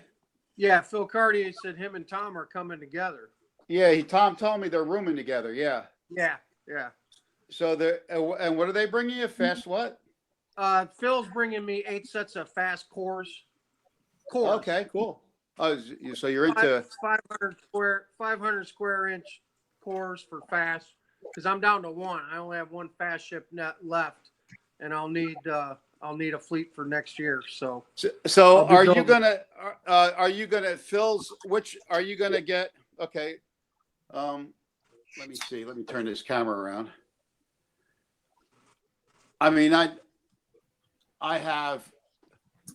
Phil, is this what you're the gotcha psycho with the extended? Let me pull it out. Without the extended, just the 500s, no extensions. That's the extended there. Yeah, just the 500 with no extension. Yeah, because that's. See you guys later. I got a long See drive. you later, Sparky. All Thanks right. for joining. See you, Sparky. I'll see you at Yeah. 100 See ya. Sparky. Yeah, All right. Yeah, that's his extended. Yeah, I don't do rounded tips on any of my stuff. I do square tips because it's easier. Right. I don't like sanded foam, so I just do square tips. I don't know how much benefit you get to those rounded tips anyway. I don't know. But here's my well, you saw this is my Mark 7 fast. Oh yeah, on a you saw that we fly that at Brodak or Yeah. wherever the engine is. Somewhere around there. There's the engine. And then, that's my Nelson. That's, a GRS Barracuda. Yep, Barracuda. Yeah, you probably saw those guys fly that, the Barracudas. Yeah, Colombo still flies some of those. He's got some Yeah, of that's those. cool. Yeah, I got we chipped in, me, Jim, and Tom. We ordered 20 of the speed limit jobs from the what's it? Yavenko, Yarrow. Yeah, yeah, from F2D company. Yeah, Yavenko. Yeah, so we had them, fill up a crate. Came out. I mean, to the door, it's like $50 a plane. Right. To with shipping to the door with the money transaction and everything. I was shocked. Yeah, I did a little bit better than that with Yarrow. Uh-huh. So Yavenko, that stuff's coming out of Ukraine, Russia, and Yarrow stuff comes out of Toronto, Canada. Right. They're built in Russia, but they come through Toronto, and they're Yarrow, Yavenko, and no matter which Yavenko, there's Roman and there's another Yavenko. There's two Yavenko brothers. Yeah. Both sell combat stuff, and then Yarrow sells stuff too, and it's all the same stuff. The Yarrow stuff we got for about $41 an airplane. Okay. The speed limit planes with the little bit. I think that the extended tail on them. Yeah. Yeah. Well, I mean, it actually comes to $48 a plane. We felt a little extension on it, the streamer easier, but we didn't get it from Roman. We got him from, I don't know who it is, his brother or the other, whoever the other guy is. Yeah. Yes. That's true. Yeah. The guy the one that sells mostly. I got a question for you. Most of the F2D stuff, but yes, Steve, what's up?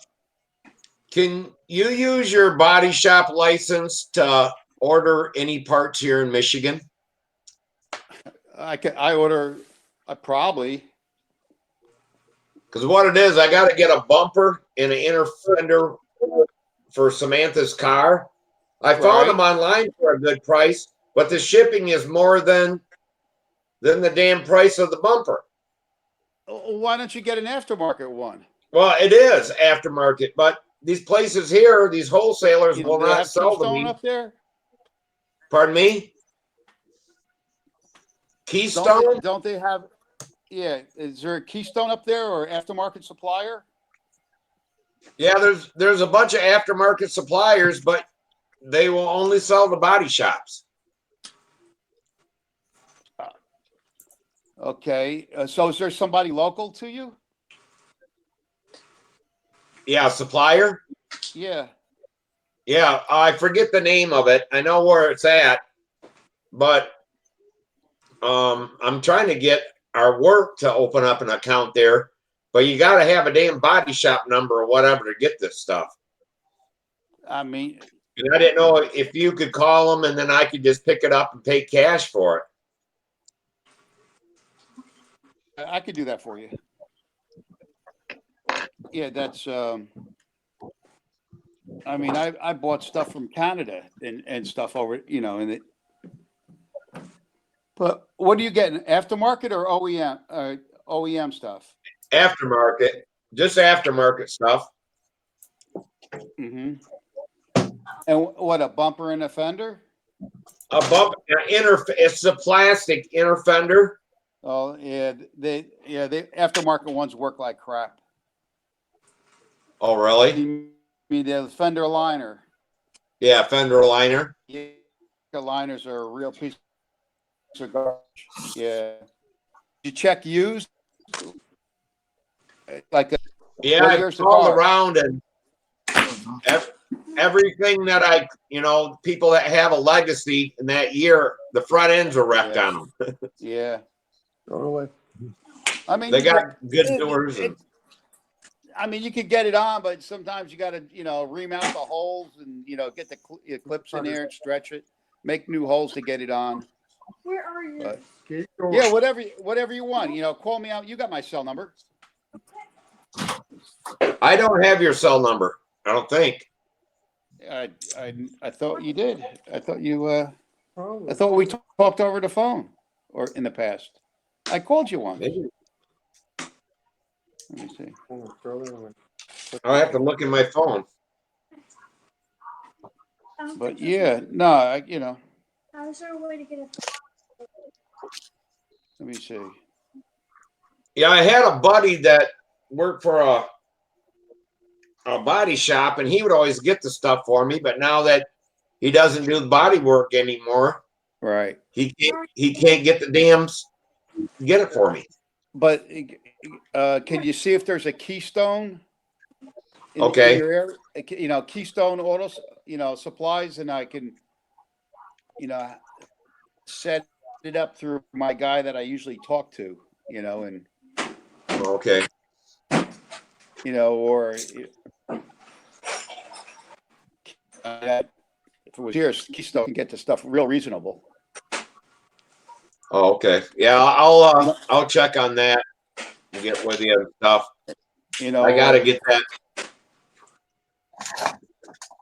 Yeah, because what happened was when that car ran Samantha off the road, hit her and knocked her off the road, it tore the bumper up, the fog light, right? and it ripped that inner fender right out because that's hooked to that bumper. Yeah, Like it's hooked up to. Yep. Yeah, they hooked it. They you know they tied a corner together with that stuff. Yeah. Yeah, it peeled it out of there and ripped holes where all the screws are at, Right. where the clips were, and yeah. All right, I'll find out about that and maybe find out who we got around here this week. Or you know, or if you have somebody close, if you want me to make a call, you know, I'll be more than happy to call. You know, and you know, okay. Give them whatever information they need that you know you're coming to pick up the stuff or. All right, yeah, that sounds good. Yeah, that shouldn't be a problem. Yeah, I couldn't believe. I think the parts I looked them up online were $175, and they wanted $200 for shipping. I'm like, holy shit! Yeah. It Yeah. was Well, more than yeah. the parts. Well, that's always the case. I mean, you know, bumpers, see, that's a big piece. I had a guy bring me a bumper, and it was like a front cover, and they rolled it all up, and it came with instructions to you know, he unrolled it, and I mean the bumper was a mess. It was all kinks. Came with instructions that, you know, he's supposed to heat it up and you know, and put it on, set it up and heat it up and let the wrinkles come out of it. So he dropped it off to me. Had it been painted? No, it's not painted. It has to be painted.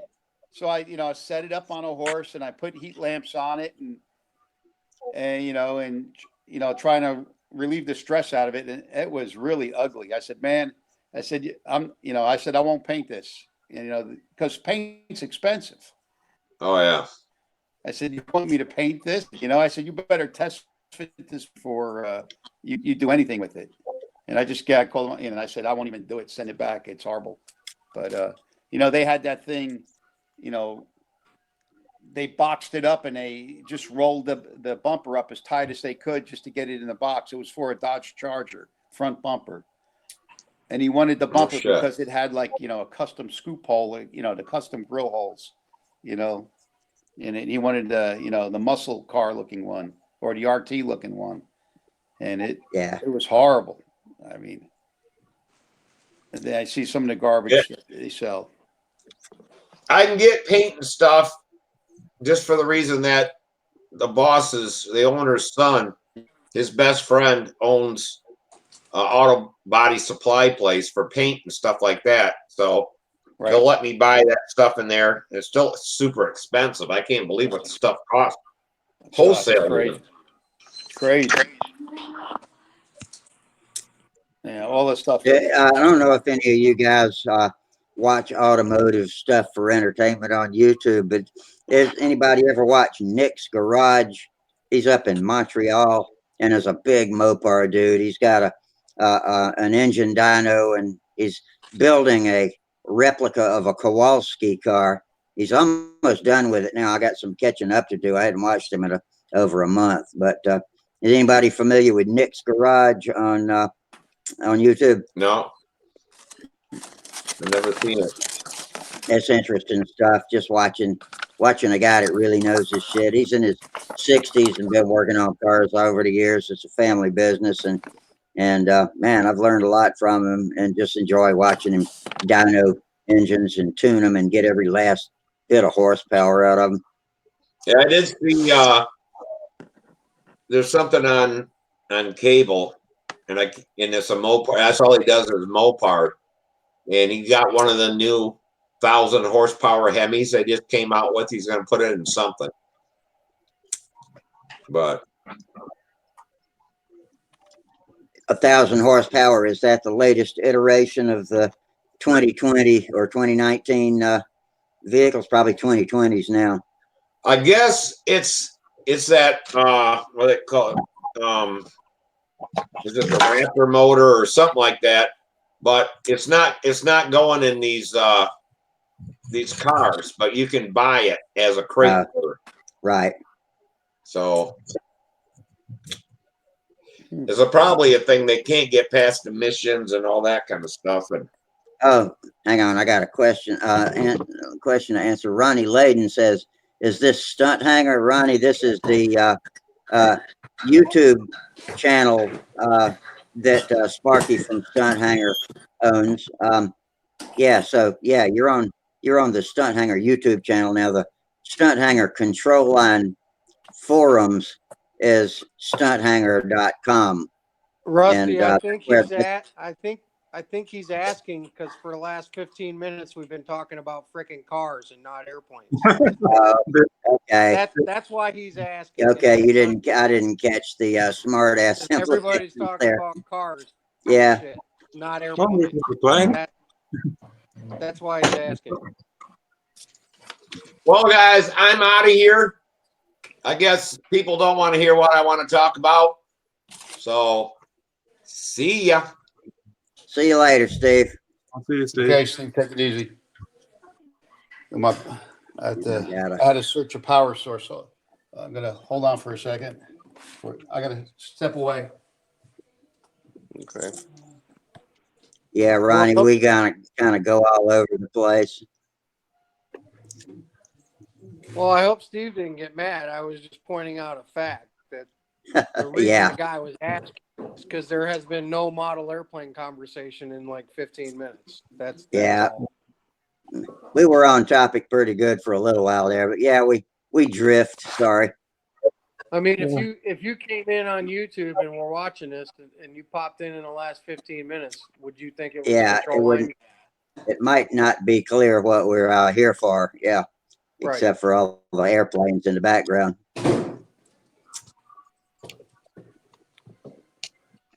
I had to hide a comment by a troll. I hope anybody looking at the YouTube chat box cannot see it now. Oh, I can share still see it. it. Share it, please. No, it's not working. Yeah. You wouldn't gain anything by having It did? seen it. But did Put you our tell him where to audience put the more. key? No. Doesn't he know? No. Where do you want to put it? And Bobby's Do we still have Gerald there? Is Gerald still there? I'm here. Gerald, I keep getting messages that he's having connection issues, Okay. Yeah, and I'm here. I'm so- listening. I'm fiddling with it. oh, okay. Yeah, So I'm we here. still got But audio. We still have audio. We Yeah. just don't have video. Yeah, your video's just logging up, but we can hear you, Gerald. yeah, well, I've been working on a combat model, and it's just the horn broke. They seem to do that. The horns on these combat wings, unless you're using a really good quality combat style horn, the plastic horns, they always seem to give out at some point. And I'm just changing a horn ready for tomorrow. Hopefully we'll go and do some flying in the morning. But my father's been really crook. My mother died a little over a week ago, and now my father's on the blink. And I just thought, well, the best thing to do is just therapy. Go and fly some models. That's the best thing. Just think about something positive and just go and fly. I can't change everything else in the world, but I can fly a plane. So that's where sometimes it's best to focus on the things you're capable of doing and not what you can't. Leave that to the doctors. how are Max and Otto getting on? Oh, they're good. They've run off. I don't know where they are. They one of them drifted into the room, but I've spilt all my audio tapes all over the floor. As I was walking into the room, they caught on the laptop, caught a box, and it spilled everywhere. And they just looked at that and marched off. So I've got to tidy up after I get off Stunt Hangar. But yeah, I didn't get to come until late because we were out shopping. But, it's nice to catch up later on, even if I can't watch it at the time because of the time of day it is. Here right now, it's about 4:30. So Yeah, you were so late you didn't make it in till Saturday. yeah, well, it was fun doing the ringmaster thing last week. I saw a post from Mike with the ringmaster flying and the ringmaster combat towing ribbons, and that was neat. But yeah, we had a really good ringmaster weekend. We didn't do a whole bunch. We put up a few token flights, and some other guys there flew some stuff. Yeah. But yeah, it was good. It was good. Yeah, it was nice to see so many people out there enjoying it. We had virtually everybody at our last club meeting. Everybody had built a ringmaster other than the club president, and I thought, well, that's pretty cool. We've got all these new ringmasters out there. Some people haven't really been flying control line a long time, but the ringmasters have pulled them back in from radio flying, which I thought was quite neat as well. And the president of the North Club, I think, is building a ringmaster too. It's sort of moving off. It's the sort of thing that it's a social event. It's not just a competition. You're just enjoying yourselves. It does seem to drag a few new flyers in. And you don't have to build a huge, giant ringmaster or a standard ringmaster. It can be a junior ringmaster or anything. So it's quite a... Yeah, I got a micro ringmaster I can fly on Ringmaster Day next year. No, that's good. Yeah. Even my sister-in-law bought a ringmaster kit. She bought a junior ringmaster, and I said, I've got an old OS-15. You can try that out on it. It'd be a good basic mold for her to improve her flying with. But yeah, my wife's got her ringmaster as well, and she's been encouraging her sister to fly as well. So the other thing we did was manage to get my brother out flying, which he hadn't flown for many years. But with Dad in hospital, he's had the time to get out and actually do some flying, which has been quite cool too. But, excellent. Excellent. Sometimes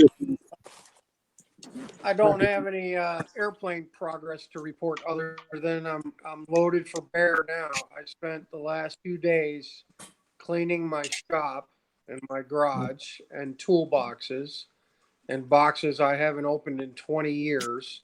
I did a big purge, taking loads to the dump and giving away tools I don't use anymore. But I have an immaculate, pristine, organized shop. I mean, hell, I was even polishing, knocking the rust off drill bits on my bench grinder today because I was so bored cleaning stuff. Oh yeah, it snowballs once you get on a roll. It's nice to have an organized shop though. It feels. Well, I had my old toolbox, and I don't know if you remember, I bought a new toolbox about 7 months ago, and to replace it, and I never moved into it. I did that today. So I had a toolbox that had 25 years worth of tools and bugs and crap in it. And went through it, cleaned it out, and moved into the new one, purged, cleaned off all my benches. I'm raring to go, man. I'll show you. I got a clean slate here, brother. Look at my building bench. wow. Yeah. There's nothing Oh on yeah. Wow, that's empty. Oh man, that's thick. Is that about like a 1/2-inch glass? That's nice. Yeah, that's 1/2-inch glass. This thing has been covered up since we got back. Well, it started getting messy from Brodax, and then it got really messy after the Nats. But even my benches up here, these were just covered with airplanes and combat planes and stunt planes. And Oh man, yeah. I got all that stuff hung up. Al, I bought those 5 half-A planes at the Nats. Oh, nice. Where'd you get those from? Oh man, Team Eliminator. Who's the guy? Oh, Steve Wilkes. Steve Wilkes. Yeah. So 5 airplanes and 6 kits for $200. Oh, that's So nice. 11 airplanes for $200. Now, were those his half A's or he built them specially for you? No, these were his. These were his half A's. Like I said, there's 5 built ones and then 6 kits I Right. got complete with crutches and booms already made. And Yeah, nice. I thought it was a deal and they'd be good for Sam, you know? Yeah, Steve's a great builder. He does some nice stuff. And then this is the other half A rack up here. Okay, cool. All those red boom or red elevator ones, those came from Buzz Wilson. Buzz Wilson sent those home from the bladder grabber for Sam. He sent those home with Ron Colombo for Samuel. Yeah. And then we got everything else hung up over here, cleaned up, ready to go. We got all this stuff is for Huntersville. This Nobler, a guy in Nashville built. It's really a big hunk of shit. I'm going to take the motor off it and see if somebody in Huntersville wants to take it over. That Tucker special, that's going to Huntersville. I'm going to take the motor. That's actually got a really good LE46 on it. That was given to Sam. We're going to see if we can get rid of that. That lightning streak's going away back there.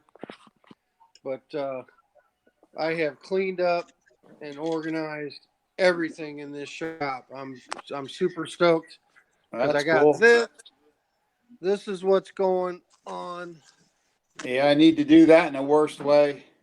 This is what's going on the bench right there. The Intrepid. Okay, Intrepid. Yeah, nice. That's the plan for next flying season.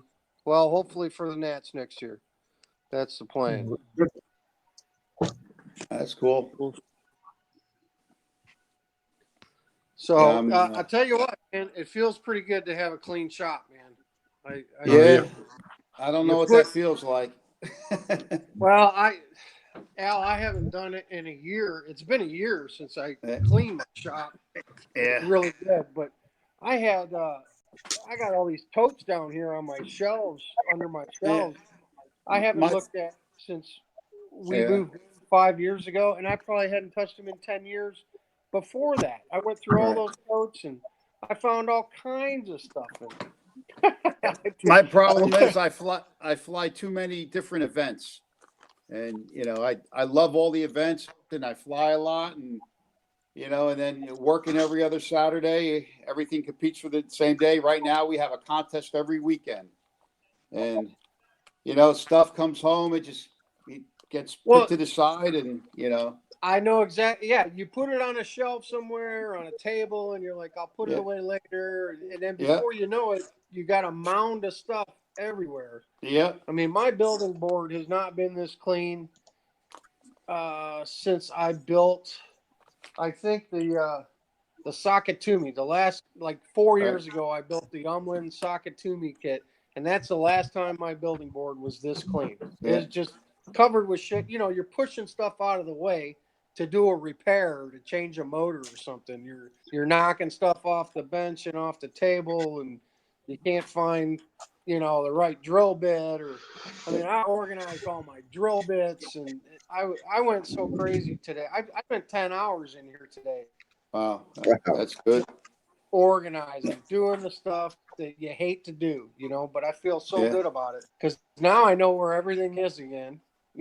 Yeah, I had a combat match last week. Every time I go out, I'm having a midair. This year has been a rough year for me for combat. And I was after the third round, I was in first place.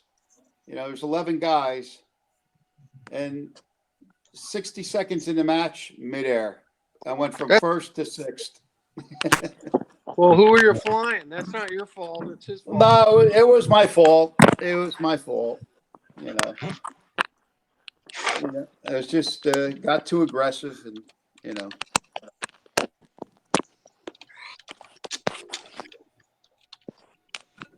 But there we go. But now a lot of it have been my fault. I've just been dipping in where I shouldn't be, you know. Yeah. Sam and I flew some combat last weekend on Ringmaster weekend. We just took 2 beaters out there, and I think we got through 3 matches before we had a midair. Right. We just clipped each other, and then the damage was too much to repair at the field. We couldn't fly anymore. But we got through 3 matches first. He's doing good, man. He's flying through figure 8s now, like no problem, you know. So, we're looking forward to Huntersville next weekend. We're gonna fly half A. Sam and I'll fly half A and speed limit, and then I'll fly fast too. Oh, that's great. Columbo's coming down from Detroit. Mike Evans is coming down from Cincinnati. Phil will be there. I don't know if Tom is flying combat. Tom says he's going to fly. Okay, so good, because last year. Yeah, Tom said he's going to fly. Yeah, right. he was flying Sunday. He's got the fever. He's doing pretty good. He came last October just to fly stunt. He was flying stunt on Sunday. Right. But he came down Saturday morning and he didn't have equipment. So me and Sam, we gave him equipment, and he flew speed limit with us last October at Huntersville. He's a lot better now. Yeah, well, Sam loaned him one of his airplanes, the Slicer. That's right. And Tom flew it all day. He flew it 4 matches and didn't wreck it and handed it back in one piece. So now he's, you know, he got a couple of cuts under his belt now, so he's hungry now. You know. Good. Actually, he came in third. Good. Awesome. After I took me and the second place guy down to the bottom of the ladder, moved everybody else up. Everybody else up. So I know we got Ronnie, Mikey, me, Sam, Howard, Max, Phil, Tom. That's 8 right there. That's good. Who else will come? If the Wallace, Don Stoneman, Don's coming. That's 9. Mm-hmm. And these are for sure's now. These are for surezies. That's 9. And if Wallace's come out of Florida, which they usually do, they've been coming both contests for the last 5 years. That'll be 11. We'll have 11. Yeah, I think we had 11 or 12. I mean, it was Roy's contest, but Roy used to hold it down by where he lives. He lives like down at the southern point of Jersey, but now he holds it at the Philly Flyers. Can't get any volume. So, you know, it's all the Philly Flyers. I mean, I've got volume, but I don't have much Are your volume. headphones plugged in? Oh shoot, that's got what enough it is. volume. Don't unplug them. You Don't sure? unplug them, because you know what? I see what the problem Naomi, is. we can hear you. And you're loud and clear. Just use your headphones. You'll be All fine. right. Hang on, just do this. Hey, Len. Len, Hear me, eh? Hey, I'm here. How you doing? Hear me, eh? you're loud and clear. I couldn't figure out why I couldn't hear you guys. It's because I got my headphones plugged into the computer and didn't know it. Well, your wife is smarter than you. Yeah, I Hey, know. That's Naomi. why I keep her around. Night, Night, night. night. Hey, Okay. Naomi. Hey, Good night. Naomi. Good night. Night. What a maroon. Len. What a maroon. Oh boy. Yeah. What's up, gentlemen? We're bouncing off the walls on all kind of topics around here tonight. Okay. I got Yeah, made so- fun of and didn't even know it. Well, there you go. Probably I did Ronnie Layden zinged me. Oh, he retracted his message. too. You didn't have to do that, Ron. Hey, Mike, I got the silver airplane fixed. I knew that 12 hours ago, man, because your wife posted it on. Oh my God. What am I?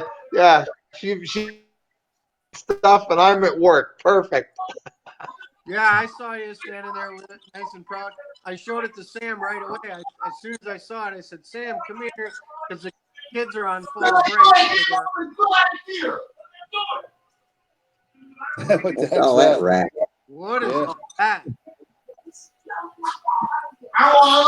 Everything I do is a problem. Sounds like a murder going on. But look at Yeah. how many people shit, someone's in trouble. Yeah, Are they I'm ever? gonna mute that. Not There you us. go.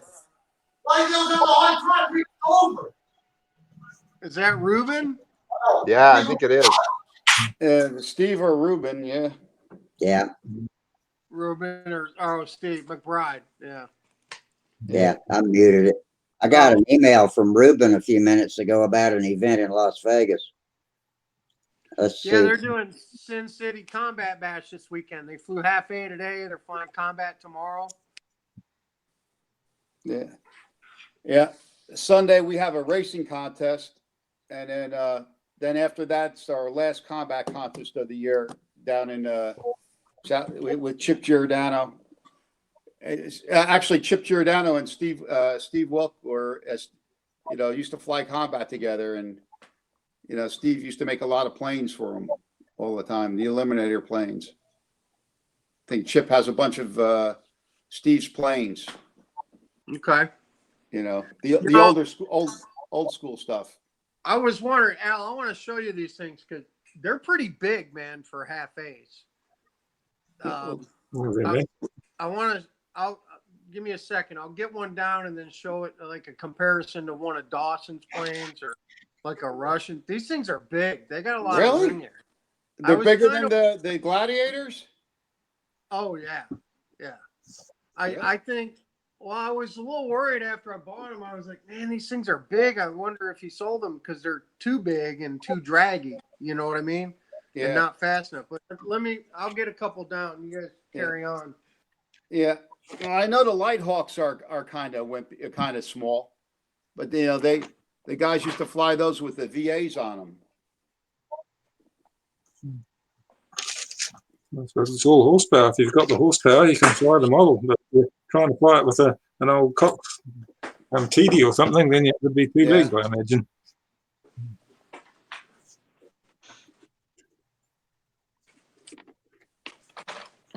Well, we used to fly TDs, and but you know, I used to fly the TDs on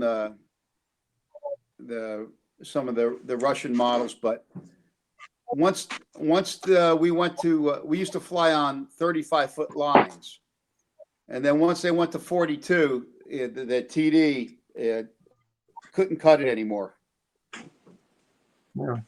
It was too, you know, it just, you know, it would, if any kind of wind or anything, it would just barely make. You had to have a really great running TD to fly it in combat on 42-foot lines, pulling a little streamer. Yeah. TDs are great fun fly, sport fly engines. Norvell's just put them to shame. And then the Ford Cyclones, there's no comparison, and all the rest of those.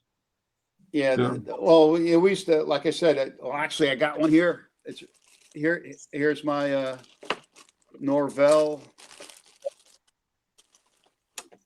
You know, where's the camera?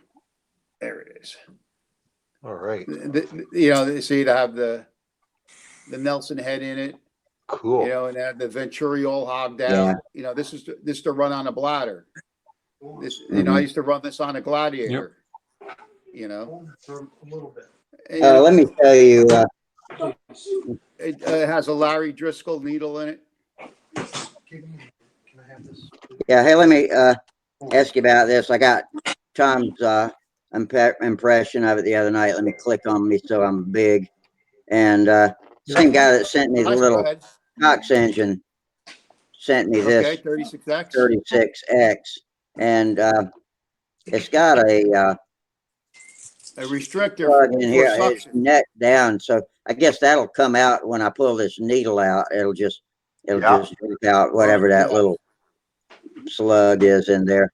And so just look. This is a needle bearing engine, I guess, isn't it? Well, I mean, that's let's see the back plate. Yeah, that I would say 80% of the 80% of the time that would be a needle bearing engine. But if you take the 4 bolts off the back and take the back plate off, you could see. If you can't see any bearing, then it's a needle bearing. If you could see if you take the back plate off, you should be able to see the outer race of, you know, the bearing, you know, through the, you know, through the crank counterweight. Yeah. Is there a bearing here? Wait a minute. Is there a bearing here and here? No, there's No. only a bearing, you know, in the back. There's no bearing in the front. Oh, No back front It's bearing. here. only at the back. Correct. Oh, okay. So here, right. let me wait. Just give me a second.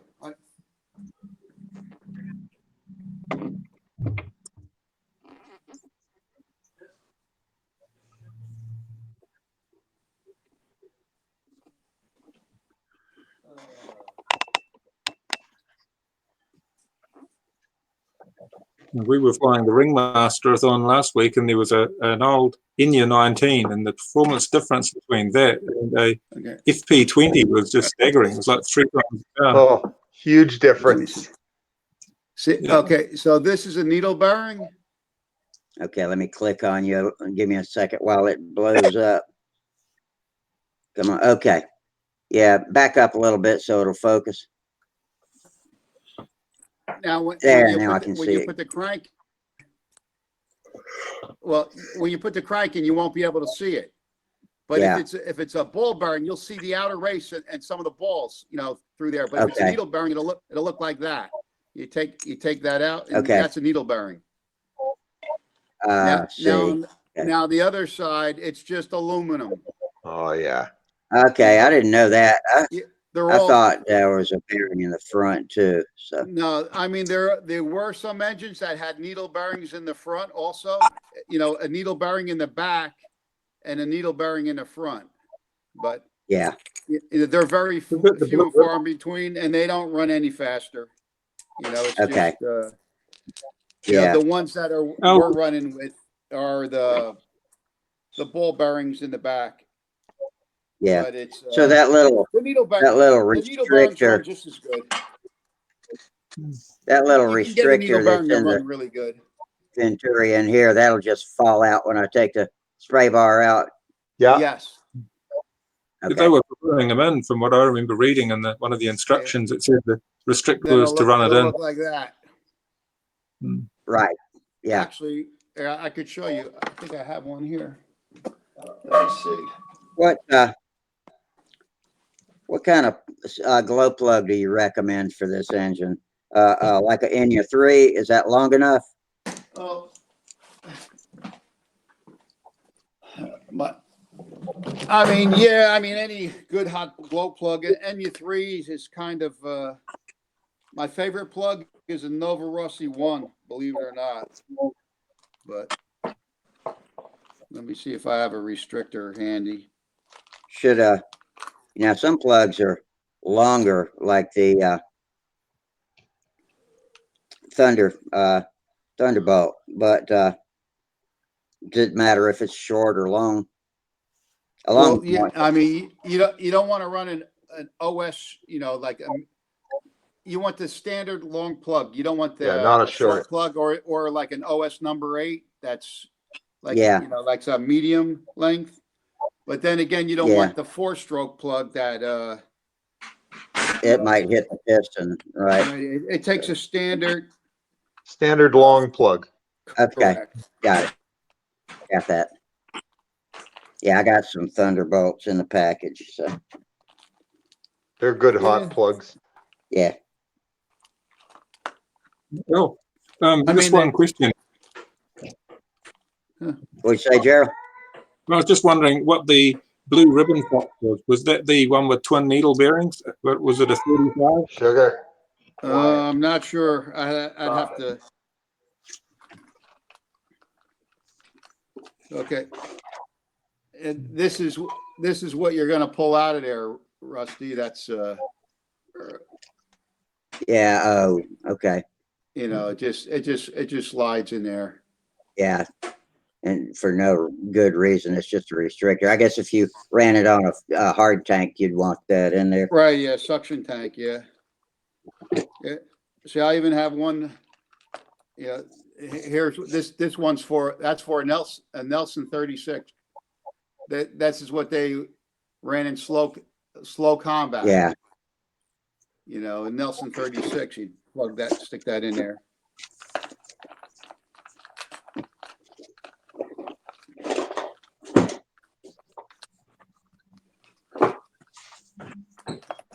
why would they run a Nelson 36 in slow combat instead of a more low performance motor? Was it just because they've got the Nelson, or it seems a contradiction? No, well, slow combat was they ran it on suction tanks. It was a non-pressure event, so a Nelson 36 would not run on suction. We know with that big, intake hole. So they The slow Henry combat's made still those about restrictors for them. the slow combat's still like 80 miles an hour or so, isn't it? Or is it Oh faster? no! than Well, that? the original one was over 100 miles an hour with the Nelson, and they were running. They were running basically combat wings. They start taking the rules down to instead of having a fuselage, a carbon fiber tail boom, and they had a little canopy and a little rudder. And it met the Yeah. rules. Next thing you know, they were going as quick as fast combat. But not they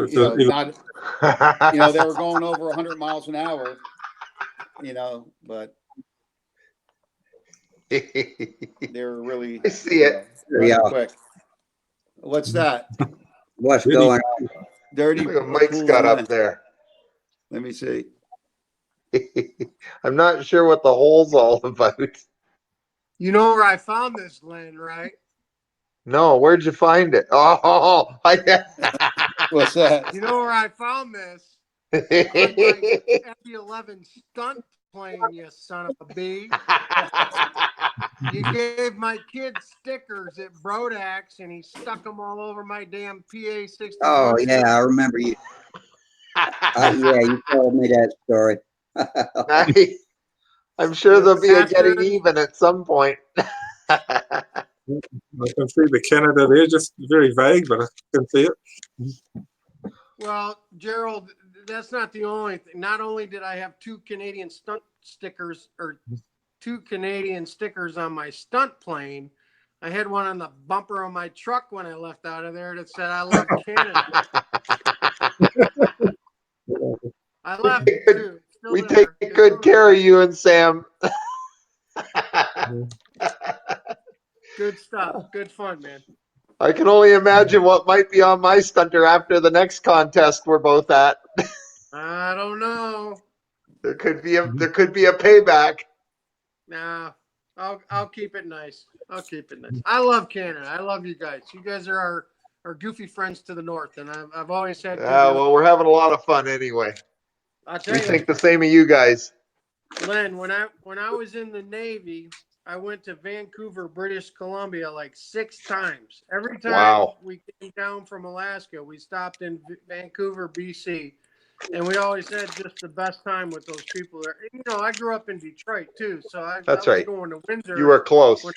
To go see the shoe show and the Canadian ballet over there. We were there every weekend because we could drink over there at 19. So I have a long, loving history with the Canadian people. You let me drink over there when I couldn't drink in my own country. That's awesome, eh? Yeah. Hey, Gerald, we got video of you now. I love the bandwidth. Yeah. The right. bandwidth, it seemed to help.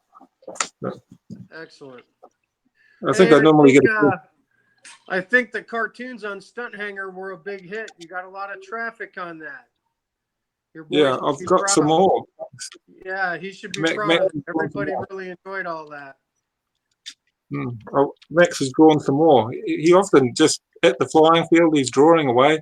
And one day he had the model coming on his line, and he drew a picture of that in his own funny way, where the lines write out the word "fooey" on the lines as it comes in on him.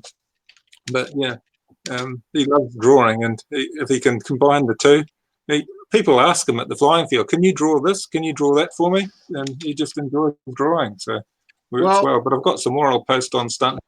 What he should start doing is caricatures of the people that he's around that fly, like not in a mean way, but make a little fun of the guys that are there in New Zealand.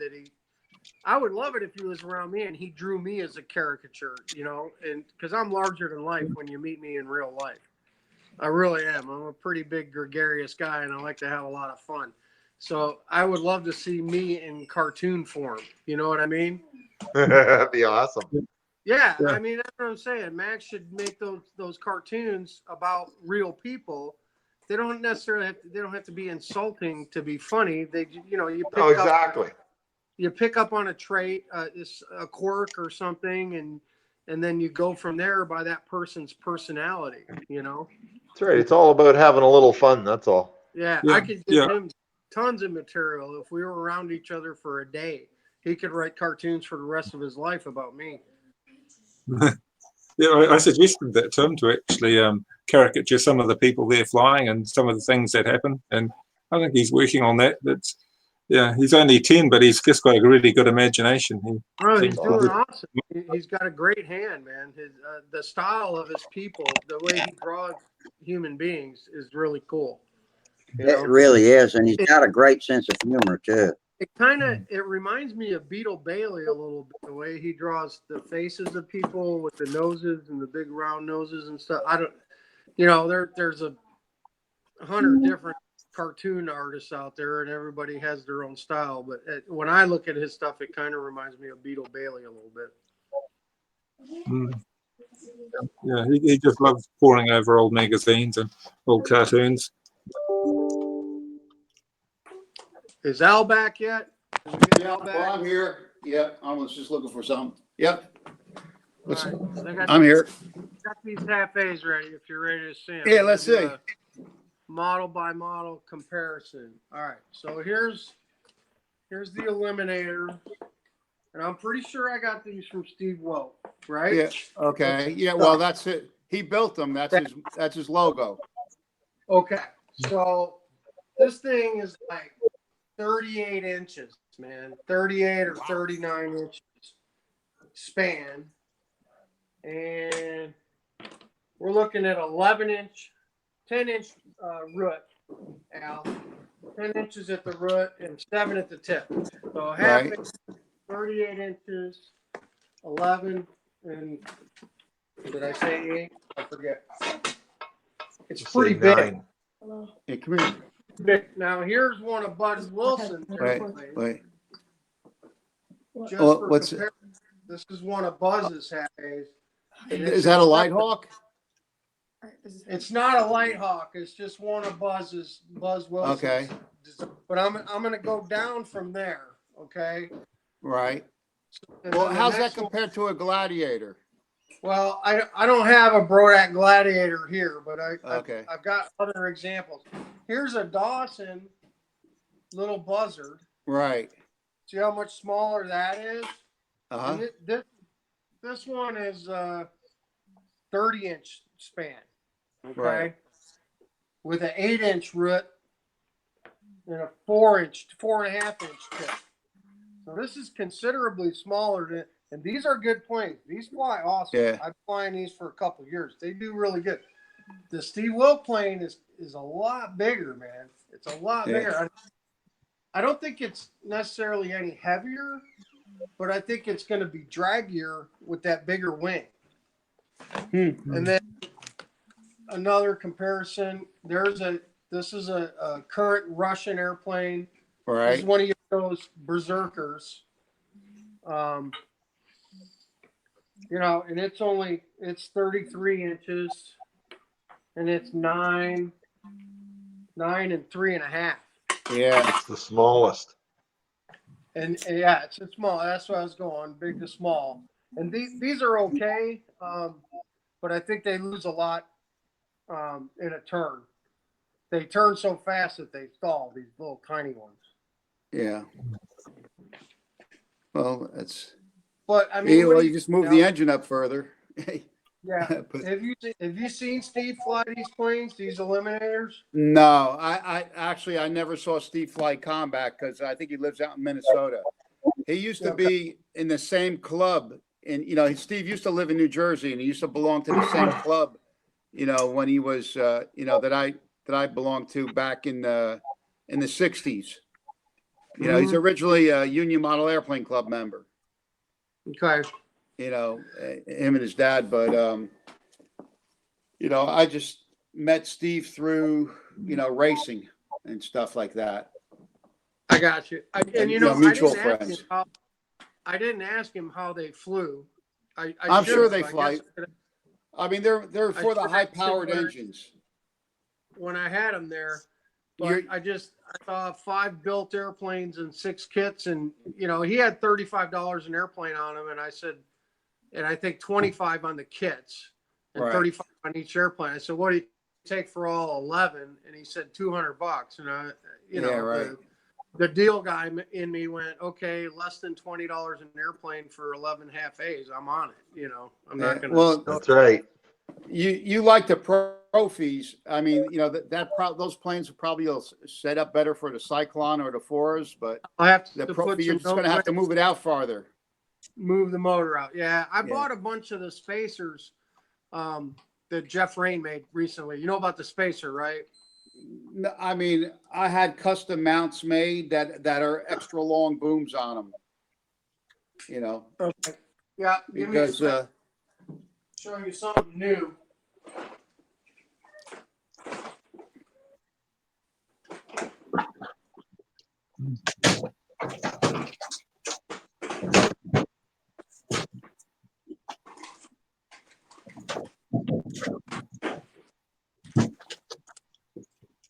So Al, the H&R guys, you know, they repopped the motor mounts. They did Right. those at Jeff cool. Rain and Tony Huber. They did that. But what they also did when they made this run of mounts was they made these spacers. Okay. Oh. You just put that behind. You put that behind the firewall of your Fora, Profi, or Cyclone, or whatever Right. it is. I think To they're bring it in or 4, out. and the Let- bolts let- just go right through. They just go right through. Let So me show you instead- what Cool. I had custom made years ago. Because Hold when on. you get to a point on those mounts, you can't move them out any further. So you Yeah, put well- that between your mount and your motor, and then you Right. get Here, it let out. me show you something.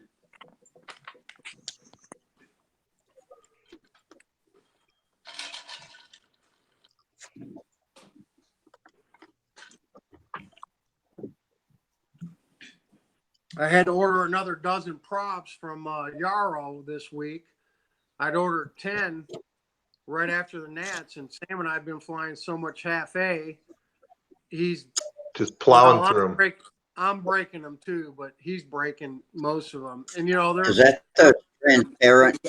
Because they're $4 a pop, man. Whoa. because It's going I to cut think into I'm his gonna put allowance. I think I'm going to start putting rubber duckies back on Sam's airplanes. I'm going to start putting a Cox 6.2 cut down to 4.5.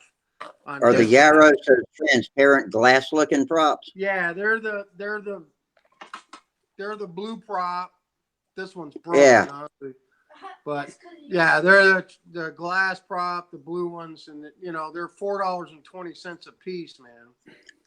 see, For half. They don't flex at all, do they? No. They're hard as a rock, aren't they? it's All right, what do you got, Al?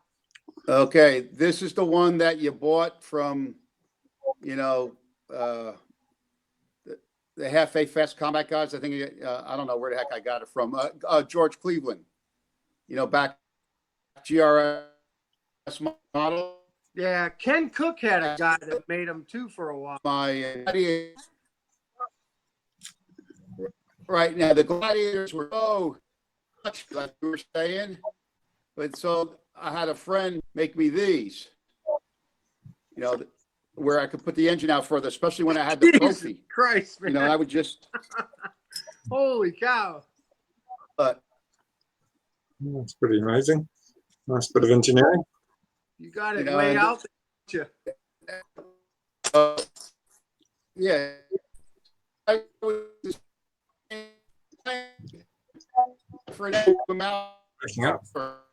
You're breaking up, Al, really bad. and then We're and then losing when I it. had the Norvels, you know, I made these, you know, the long, you know, or the TDs, you know, I would put, you know, just all that stuff. But When yeah, I had the Gladiators, I was just shoving an ounce of lead in the front, man. You Yeah. know? No, I had. I mean, I had like 30 or 40 gladiators. Oh my gosh. You know. I'm you know, where did I get them from? I bought them from Henry Nelson. You know, Henry Nelson got them, and Brodak got them or something. They had a big shipment, so I bought like 3 or 4 cases of them. You know, because we were flying. Wow.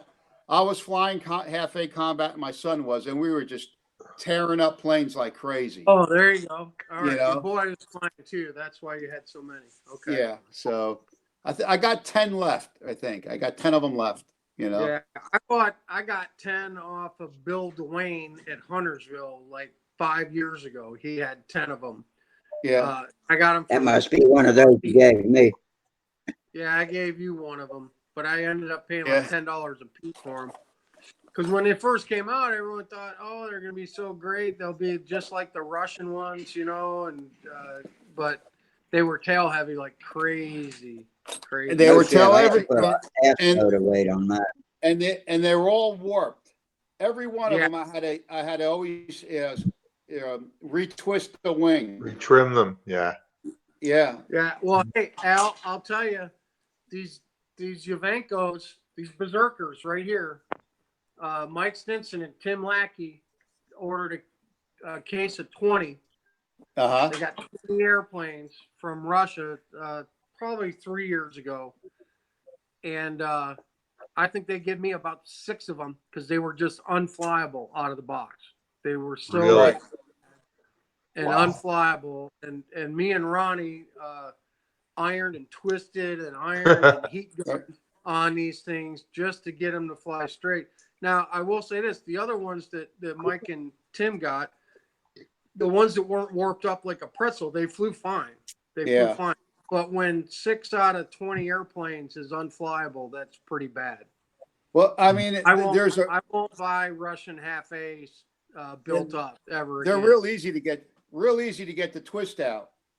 You put the wing in between your legs, and then you just hold it on the one end, and then you twist it in the direction that you want it to go, and just take the monocoque gun and heat up the side, the baggy side, and I used to keep the lines out of my backyard, come in the house, heat it up, twist it, then go back outside and test fly it until I got it right. Yeah, no, I get that, and I know how to get the warp out of a combat wing. But what I'm saying with these planes, a lot of them, the trailing edge was just.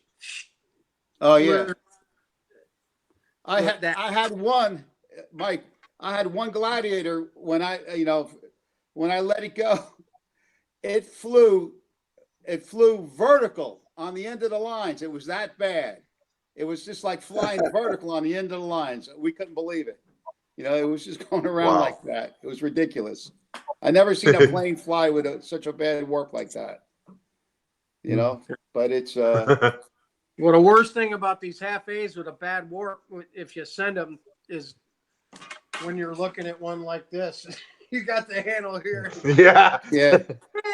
That's when it gets ugly. Yeah, I mean, my first ones I got from George Cleveland, the GRS models, and they were good, but the Gladiators, man, they were really warped. I'll show you half A Barracuda. Oh, you got one. Yeah. I think I got a GRS up here. Yeah, nothing like seeing your own combat model up front and personal. I know, man. It's not good. When am I going to get the pleasure of doing battle with you, man? Why don't you fly I'd speed love limit it. Bronax here? Oh, I'd love it. That'd be a laugh. Or come What a to hoot. Detroit. I thought I was going to see you in Detroit in September for the state meet, man, for combat. Let me get a ruler. Right?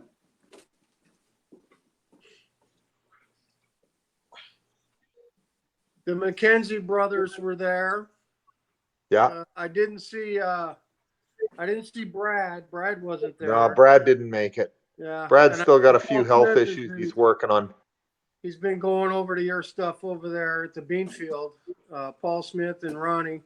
Yeah. Hey, Mike. Yeah. The half A Barracuda that I used to fly is span is 37. 37. Yeah, Okay. 37, and the cord is well, at the thickest part, 10 inches. Yeah. That's this plane here. 10 inches. Nearly 400 inch. inches. Yeah. Yeah. Wow. Yeah. The Eliminator is it's 9 3/4, almost 10. Yeah. Okay, that's pretty So fast. he must. Yeah. So he, you know, that's the half A Barracuda. What do you have a scale, Al? Because Sam's getting a scale. I'm gonna weigh this Eliminator and see Oh, what you it want me to weighs. weigh it? Yeah. Yeah, without a motor. Does it have a motor on it? I'm curious. Yeah. No, there's no motor on it. Let me see. Okay. All right. Let me see. It's. Go in grams if you can do that. Oh, I don't have it. I just got. Oh. It's like 4.5 ounces. Oh, you don't have grams? No, 4.5 ounces. I just have an old postal scale. All right, hang on. 4.5. It's not. And then this one here is with the one that they call the Texas Twister. All right, what's Wow. on that Or the plane? Tornado or something like that. Barracuda? There's no motor mount on it or anything. It's just a nose block, and this thing is 7 ounces. Right. Wow. Yeah. 6.9, 7 ounces with. Yeah. It's Yeah, well, just yeah, like I said, this is 4.5. 4.5. Yeah, And then let me see. that's a lot. And then this one with a 4 on it. I'll tell you what it is. It's even got a bladder in it. Yeah. This is 8 ounces ready to fly. 8 ounces ready to fly. Okay. Yep. So- And it even has a penny on the outboard wing. And that's with a 4 Well- on it. I'll tell you, this thing, so ounces, it sounded heavy. I got a little over 200 grams on this, about 208, somewhere in there, grams. Most of the Russian ready to fly stuff is right around 200 grams. So Steve's airplane isn't too much heavier. Right. But I remember when I built the Dawsons, Jeff's little buzzard, when I built these without the motor, these were coming in at 180 grams. Right. Yeah. So But- I don't know. I think I'm definitely gonna have to get the motor out on these planes. Yeah. Especially that and/or- Profi. That Profi's a light engine. Well, it's a third of an ounce lighter than a 4-hour Cyclone. Yeah. I mean that's the deal. It's a third of an ounce Yeah. is the difference. Those planes would be great with the Pico on there. The Pico's a heavy engine. Yeah. Well, if I have to, no, I'll get the motor out there. I'll just cut the leading edge and throw a 1/4 ounce in the front, man, if I have to, whatever. They're for Sam anyway, so it's better if they are a little slower and a little doggier. Yeah, right. You don't want them that touchy. Yeah. Right. Not as touchy, And They're you're using a little spacing in the handle. What are you using for handles? between here and here. They Right. come out between our fingers. So You see did you see the Cleveland handles? What the handles the guys made? They're the plastic. They take them off the drums. Here, I'll show you my half.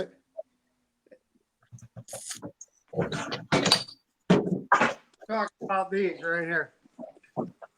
Yes, that's it. Yep, that's the Yeah. handle. Yes. Yeah, I got That's what 3 I or use. 4 of those, but Al, I'll tell you, our spacing is way less than that. Well, shit, I'll show you. Well, let me see where your spacing is. Yeah, I'll show you. I got a hand here. There's a handle on this airplane.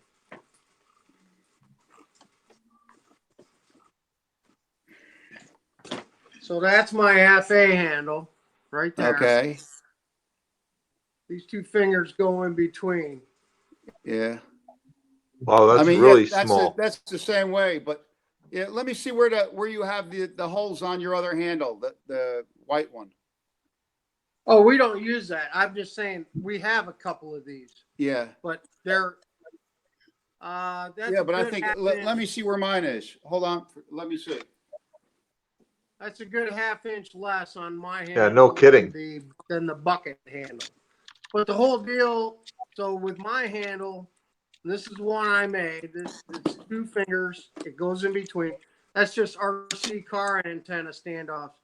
But I'm using the Spectra line, and this is one See? line. I This think is I have just mine. Yeah, exactly. There's I think I have mine a little tighter than yours. a little tighter, But since I'm running the Spectra line, I got a loop at the airplane and a loop at the airplane, and then it's Yeah. continuous through here. Yeah, but if you look, mine's just like yours. It's only as wide as my two fingers. I understand, Al. I got you. You know, I could just stick. Yeah, you got. Yeah, You know, I could just stick my two fingers in there. That's it. right between. Right. Right. But you got a cable and connectors at your handle, correct? Right. Oh, there's correct. There's a cable, and then I could adjust it with the screw. Right. Yeah. Okay. So let me just show you guys this real quick. There is no cable. There is no connectors at the handle. The line passes from the airplane's here, Right. up line, through the handle, down the handle, Make loops right through the handle. Right. to the airplane, and then I just got a screw there. Take a few wraps one way, a few wraps the other way, lock it down, check neutral if it's high or low, take one more wrap here or one more wrap there, lock down. Exactly. No, that is Spectra line 100%. The only connector is at the airplane. That's And awesome. it's like an old Cox handle, man. So But much for easier to half-inch adjust. For Yeah. half-inch combat, who cares? And then everything's right there. And I got no connectors out here. I have no connectors to get. That's no good. snag, no connectors, no nothing. That's And awesome. then it fits in it's like my fit. I'm gonna punch you in the face in half-a combat, man. My Spectra. I was probably the first one to use Spectra lines in half-a combat, but this is what I used. Okay. It's 8 pound diameter. I don't know. No drag? A lot of drag. Oh, a lot of drag. Okay. A lot of drag, especially with my Profi. It really slowed the plane down in the match. Just to let you know, Mike. Well, Al, I've been flying Spectra lines on my Profis for the last 5 years. Yeah. And I don't experience any drag. My Profis run just as fast as anybody's Cyclones. I'm telling you. Really? Because I had more guys come to me at the Nats and say your Profis ran better than anybody's I'd ever seen. I'm not slower than anybody. Trust me. Because these are 0.010 diameter. The Spectra line. Okay. How many pound? It says 30 pounds. 30 pound. Okay. I'm actually running 40 pound Spectra Max Quattro. Right. And it's 8 thousandths diameter. I'm not slower than anything. The drag is killing.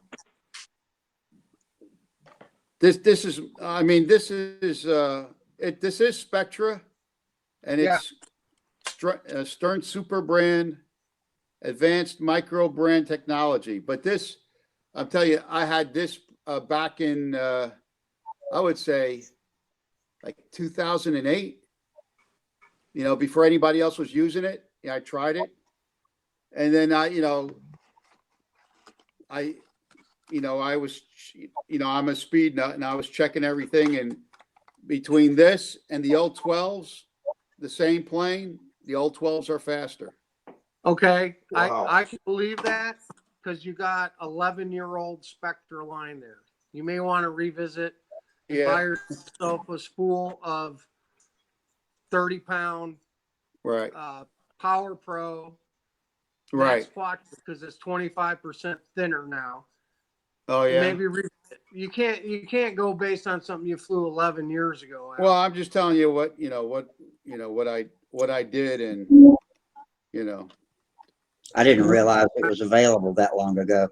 yeah. I think if you try some of the newer stuff, you might be pleasantly surprised. Yeah. Well, I mean, I haven't flown half A combat in like 5 or 6 years. We stopped flying it.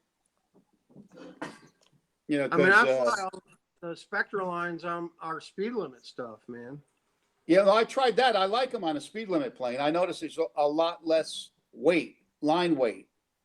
Like when you really when you're banging the plane hard. It just happened to me. This past Sunday, the guy I was flying Banjack, and he was like coming right out of me, and I had to do really hard, defensive maneuver. And in the past, if I did that, the plane would wallow a little bit on the lines. This time, it just stayed out there and responded really fast. You didn't have that whipping effect that the steel lines give you, the O18s. Right. The O18s give you that whipping effect that pull the plane, makes it wallow, Sure. So I mean, Phil is the one that turned us on to Spectre at Huntersville. Like, I don't know. Right. Yeah. Well, he's the one that discovered. Yeah. Right. And I was blown away. I saw, Phil flying Nelson 36 on 100-pound Spectre, man. I was like, whoa. And I don't do that. I fly cable. I fly, 18 braided on the Nelson. I don't trust the Spectre on a Nelson, Right. I don't. But for speed limit and for half A, it's the best thing out there. There's no doubt about it. No doubt about it. My only flyaway, actually, my son was flying it. He was in a match in half A, and the Spectre lines broke, and the plane the half A flew away. I tell you, I've had 4 flyaways, 2 on stainless and 2 on Spectre. Okay. And the stainless ones, one was actually a fast. I was flying Colombo in Detroit last year, a fast. And we were in a line tangle for like a minute. I mean, it was, so our stuff was just sawing. Yeah, that's it. If you start yanking, the sawing that gets you. But I mean, we were there for like 6. It seemed like a minute anyway. It might have been 20, I don't know. But I got the H&R shut off, and my lines broke, and the plane shut off, and it fell down, and no problem. So I've had 2 flyaways on braided, and I've had 2 flyaways on Spectre. And I'll tell you the Spectre flyaways. One was I didn't look for wear at the lead out guide. Right. Yeah, that's a critical spot. So, right. And I had like 3 seasons on this airplane and that set of lines, and that's where it broke through the lead out guide. Now what I do is I fly 1 season and then I switch the lines around. Switch ends. Right. That's awesome. That's real common. And then the other flyaway I had was on half A at the Nats. I was flying Colombo, and my handle, like I showed you, has no connectors or anything like that. My half A handle, and we were in a line tangle, and we got close together, and my line slid down and hit his crimp, and his crimp cut my line. Oh shit! Right. Yeah, that'll do it. The crimp, because he had a snag. The steel crimp. He didn't have any tubing, he had a snag, right? So when my Spectre line slid down and hit the crimp, it was gone. Cut it. Yeah. Cut it. But there is no more flyaways with Spectre line than there is with braided. There's not. Yeah, well, I see quite a few flyaways with Spectre lines. But I mean, it was cut at the tip though, with some of them cut. I mean, but you're right. They discovered they were breaking at the lead outs, and the guys had to use nylon guides. Right. That was the biggest cause. That's when we saw a lot of flyaways because of that same issue that you had. Right. now But it's, now, if you're aware of it, you can, Yeah, you know, right.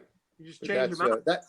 that was one of the reasons I'm the last one to switch because I saw so many flyaways with Spectra. Right. You But know, and then it's like any other new technology and anything. It takes time for all the Right. stuff to come out and all the different scenarios and things happen. And I'm sure the first couple times everyone, oh, piss on those lines. Those are shit. They're dangerous. They're dangerous. Well, But I that's what put everybody lead outs on used to all my say. planes anyway. right. I put lead outs on it because I fly Phil's planes and I fly the ARFs too. So instead of having two sets of lines, one line fits all planes. Well, since we're on the topic of Spectra lines, has anyone been reading the rules discussion change that Brett Buck is making to get rid of line diameter requirements and materials and just go by a pull test?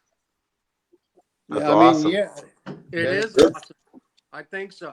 He's getting feedback right now. If you haven't read the thread on Stunt Hangar and the rules discussion, get rid of the requirement for the type of line and line diameters, and as long as it passes 10G pull test, who gives a It's shit? good. Well, Exactly. I pull test. I pulled at all the stunt contests that I pull test. Over the past 10 years, I broke 3 sets of lines on pull testing on the stunt guys. Right. And And when how it, many and have when you it, break? How many have you seen break during a flight on a stunt ship? just once, and it was Okay. on a you really. It was In on your a you life. really. In your life, Al, right? Yeah, What's it that? wasn't the lines that were the problem. Yeah. It was yeah, a you really. It makes sense. It makes sense. I'll support that proposal, Yeah.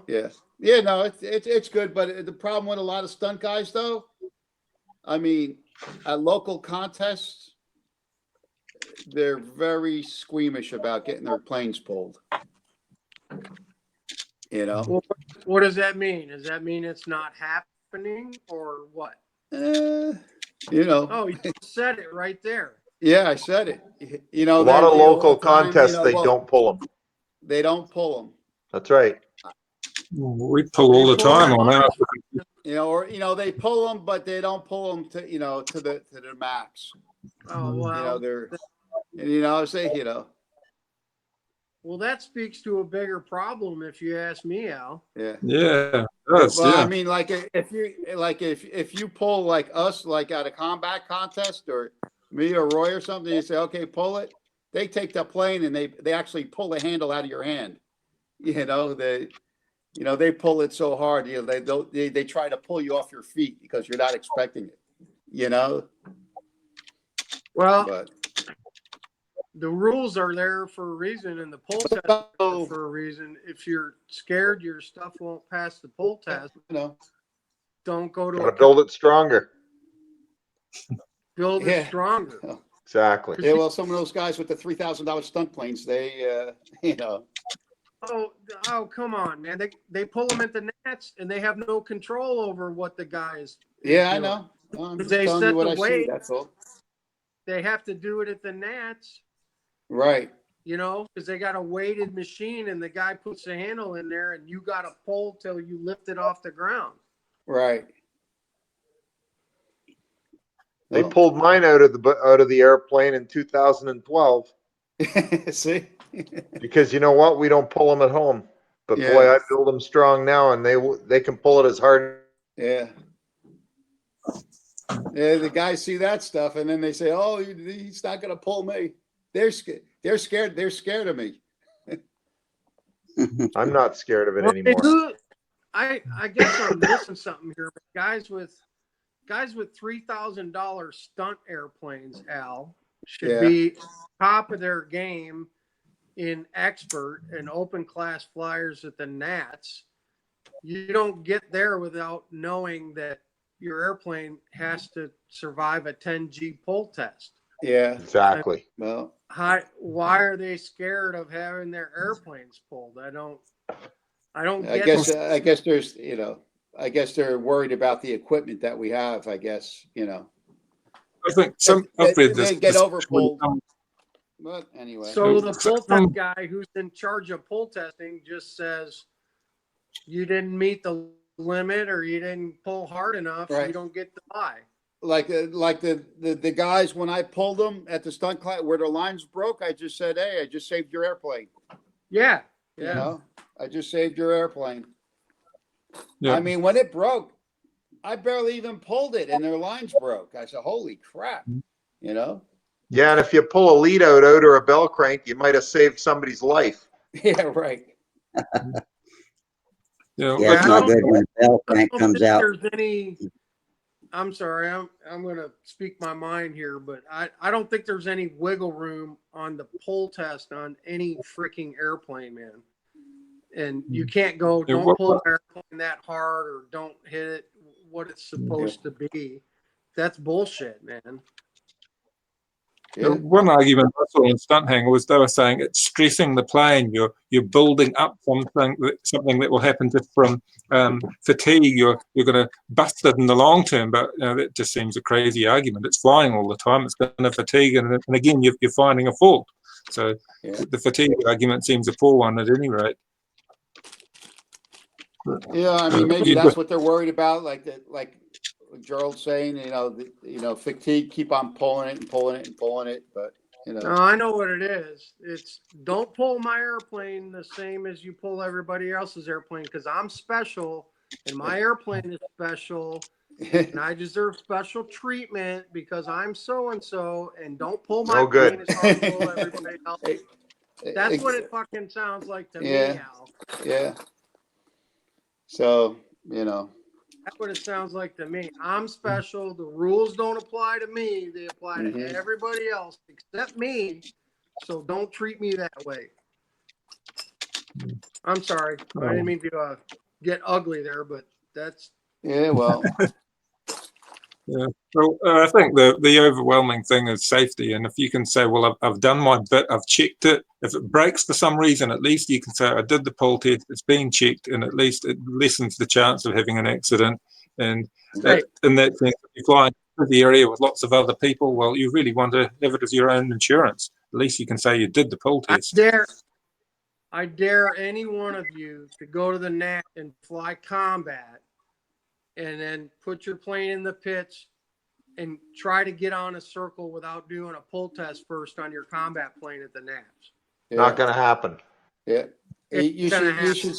You should see the pull and carrier like my class 2. Holy shit!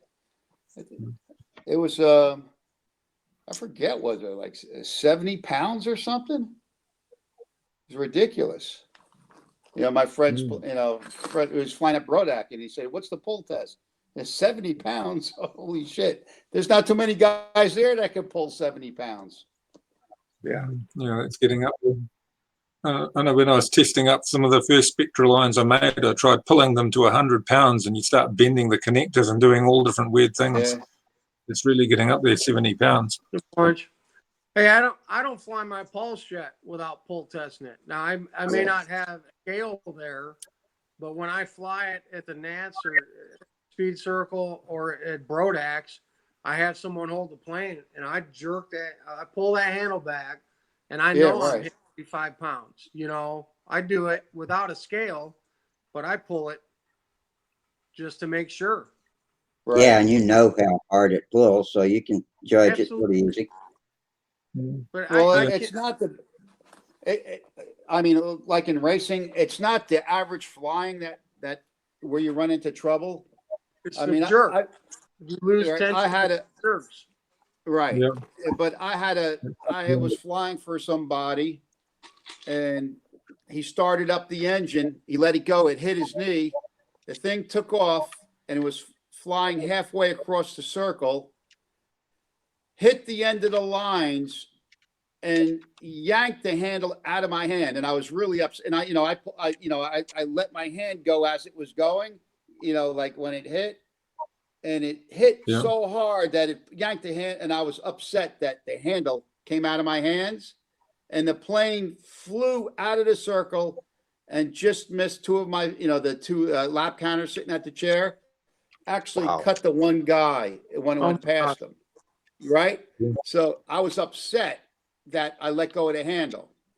And then I walked out and I looked at the handle and the lines, and there was at the end of the lines was the lead outs and the bell crank. Oh, So Yeah. the bell crank came out of the wing. yeah. So and that did not leave the circle, so that made me feel better. But it hit that hard that it ripped the bell crank right through the wing. It was a clown. Yeah. You Right. know, it was, I mean, you're not going to stop something like that, Al. When you get slack lines and it gets line tension, it's going to go. yeah. But the original conversation was,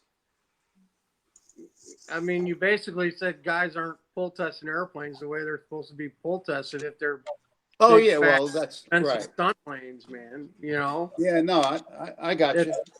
that's horseshit, man. But I mean, but that's what I'm saying. But it's not just the actually flying, but it's the stress of when shit happens, stress. goes wrong, like and, what happened to me.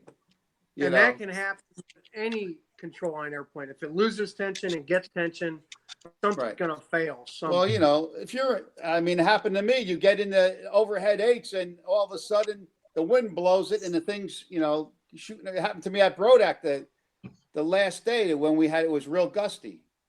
I was up doing the hourglass. I made the top corner. Was it, and gave it was it? Oh boy, I don't know which one is it. The inside, to the top inside, and then the gust of wind blew because my flight was later in the day, and it got real bad, and it blew the plane out of the top, and it blew across the circle. Went And I caught the across. plane and went inverted. I caught the plane inverted, and then continue on with the pattern. And I was lucky because of combat flying. That's why I caught the plane. Yeah. But Yeah. Yeah, you did. well, actually, you saw what happened to Jim with his half A plane, right? Yeah. It was basically the same thing that what happened to me, with my, flying classic on the last day.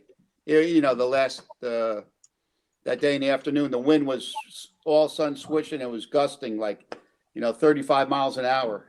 It was ridiculous. Yeah, some of that Yeah, so- you can, when you lose the line tension, you can alleviate with this and that, and Right, anticipate yeah. when it's gonna get tension, and then stick your arm out to alleviate the shock. But sometimes Yeah. it's just It's pretty hard to time that. Yeah. it is. But we've all done it, I think. Oh yeah, we've all done it. Yeah. Everybody saved one by going, it's gonna hit, and you just kind of You know it's gonna Yeah, hit. right. Yeah. blow. You soften Because, the blow a little bit. I mean, it's sort of a natural reaction when the lines go loose. You pull back, and then and then you feel it hit. It's like you And go you with let it. out. But Right. You soften but the blow. this wasn't all out. It was an 18 TZ on a clown that when it hit, it took the bell crank right out of the wing. Wow. Yeah, actually sprained my arm. It hit. It hit so hard. Yeah, I've had ones where the aluminium bell crank folds right round, goes right round, folds around like that, and then it often pulls out at that point. But I've had broken handles. It's another one. Yeah, flying along and it Mm-hmm. bounces off the handle, and you break your Well, handle. you but yeah, that's the most common thing that happens. You haven't had a hard one unless you suck the bell crank out and the push rod in the elevator is still attached and it gets sucked out with it. Yeah. Yeah, Wow.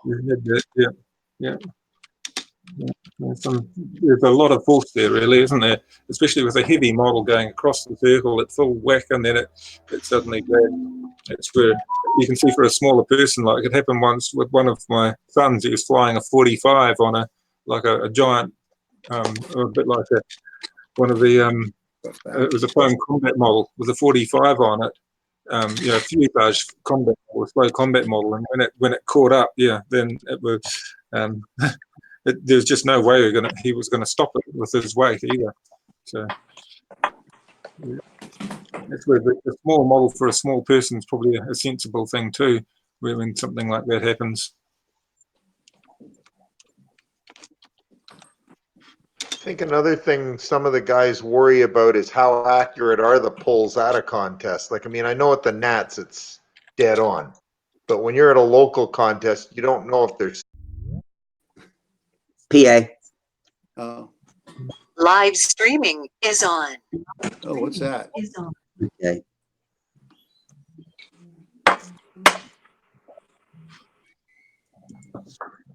Okay. Yeah, you mean people you've had on the show, or just general expert in the States?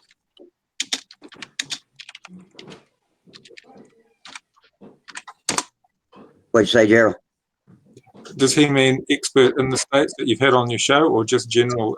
No, he's just general. He's catching up on his control line knowledge, and I was just telling him a few things. He had some questions, so I was just typing back and forth with him.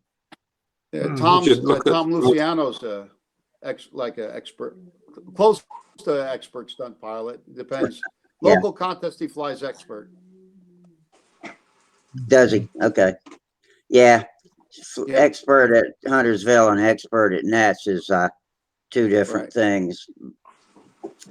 I don't know if he But does. we He got fly, some I don't know. pretty He good might be guys flying over expert here. at the Nats. Yeah. I mean, And we got Mike Waldron, you know, he's looking pretty good, and few people out there.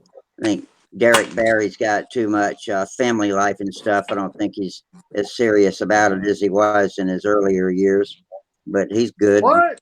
What are you talking about? Derek's as serious as fucking ever. He wants to win the goddamn Nats, man. Is he really? Okay. Hell I didn't know if he was. man. I didn't know if he was pursuing it as hard as he had been. Sorry, Derek, if you're watching. I didn't mean to diss you. Yeah, he absolutely wants to Okay. win. you got a guy here in I like Canada Derek. that's living it, eating it, and breathing it. I like Derek a lot. He's got a great attitude. Well, nice, Who's that? you know, Is that laid back guy. Carolyn? Hey, Is that hey, What's Carolyn? that? Yeah, What's that's that? my singer. That's Carolyn. Hello. She's got a lot of clothes on right now. It's not like her last concert when I saw her dancing around. Yeah. Well, Sparky's got some videos there. We can keep in touch with. Here, I'll be- He's actually doing well. That's, No, Hey, buddy. Who's that, say Al? hi, Albert. That's my oldest son, Albert. Hi, Don't Albert. touch- Hey, He Albert. doesn't How are talk. ya? He just That's looks. okay. Hey, Albert. My name's Rusty. there. Nice to meet you. See? How's it going, Where's buddy? Carolyn? Come back here.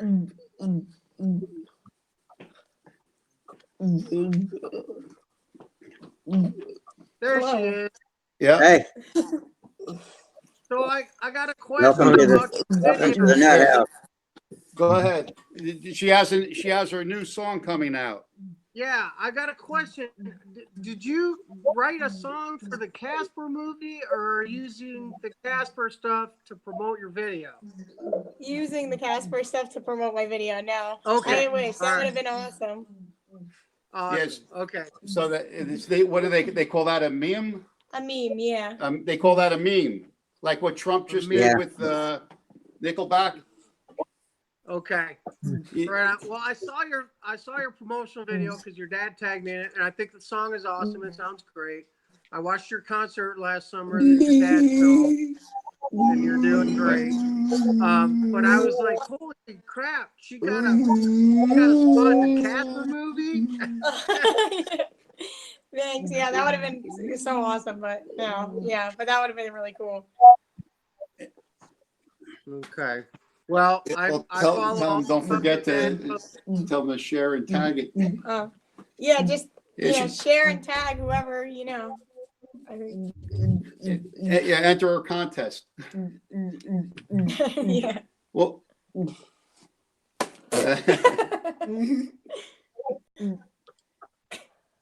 Well, sing us a little something, Carolyn. What's that? I said, sing us a little something, Carolyn. Oh yeah, right. Come on, belt something out for us. Come on, put you on the spot. Yeah, I'll give you a tour of her studio. She, yeah, her brother's hitting her. Well, if I had a nickel for every time Sam hit Emma, I'd be rich, Al. Yeah. What is it? Yeah, he stopped it. Here, Albie.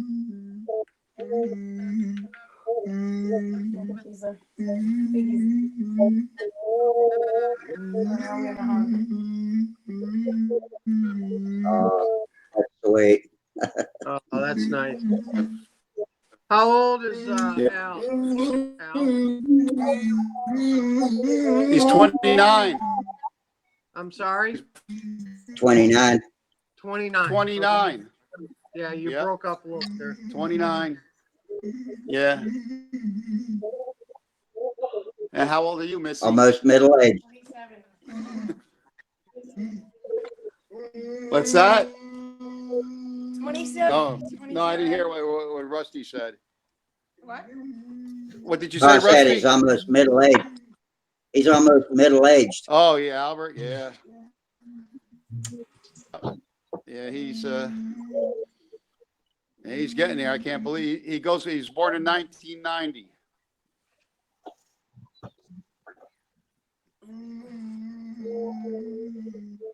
Is your recording? Let me see.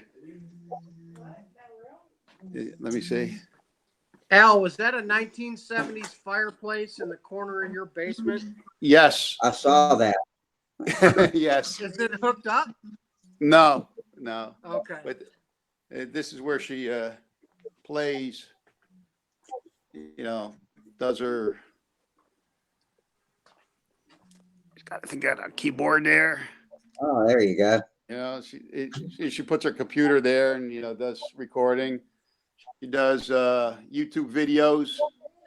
That's a screen. And then she's a dancer too. That's I had the room for mirrors and dance.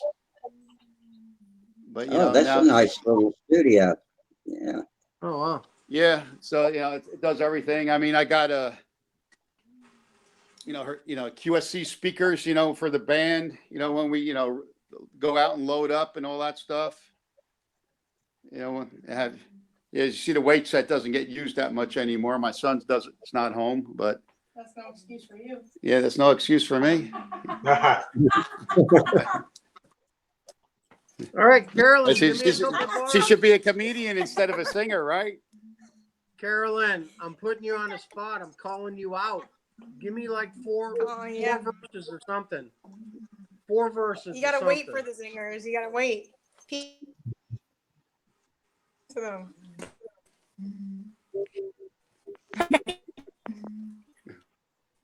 You're gonna be. You're the guy. The bandwidth is really jumpy. It's poor. It'll make it hard. Following around with an iPad. Yeah. It's pretty horrible.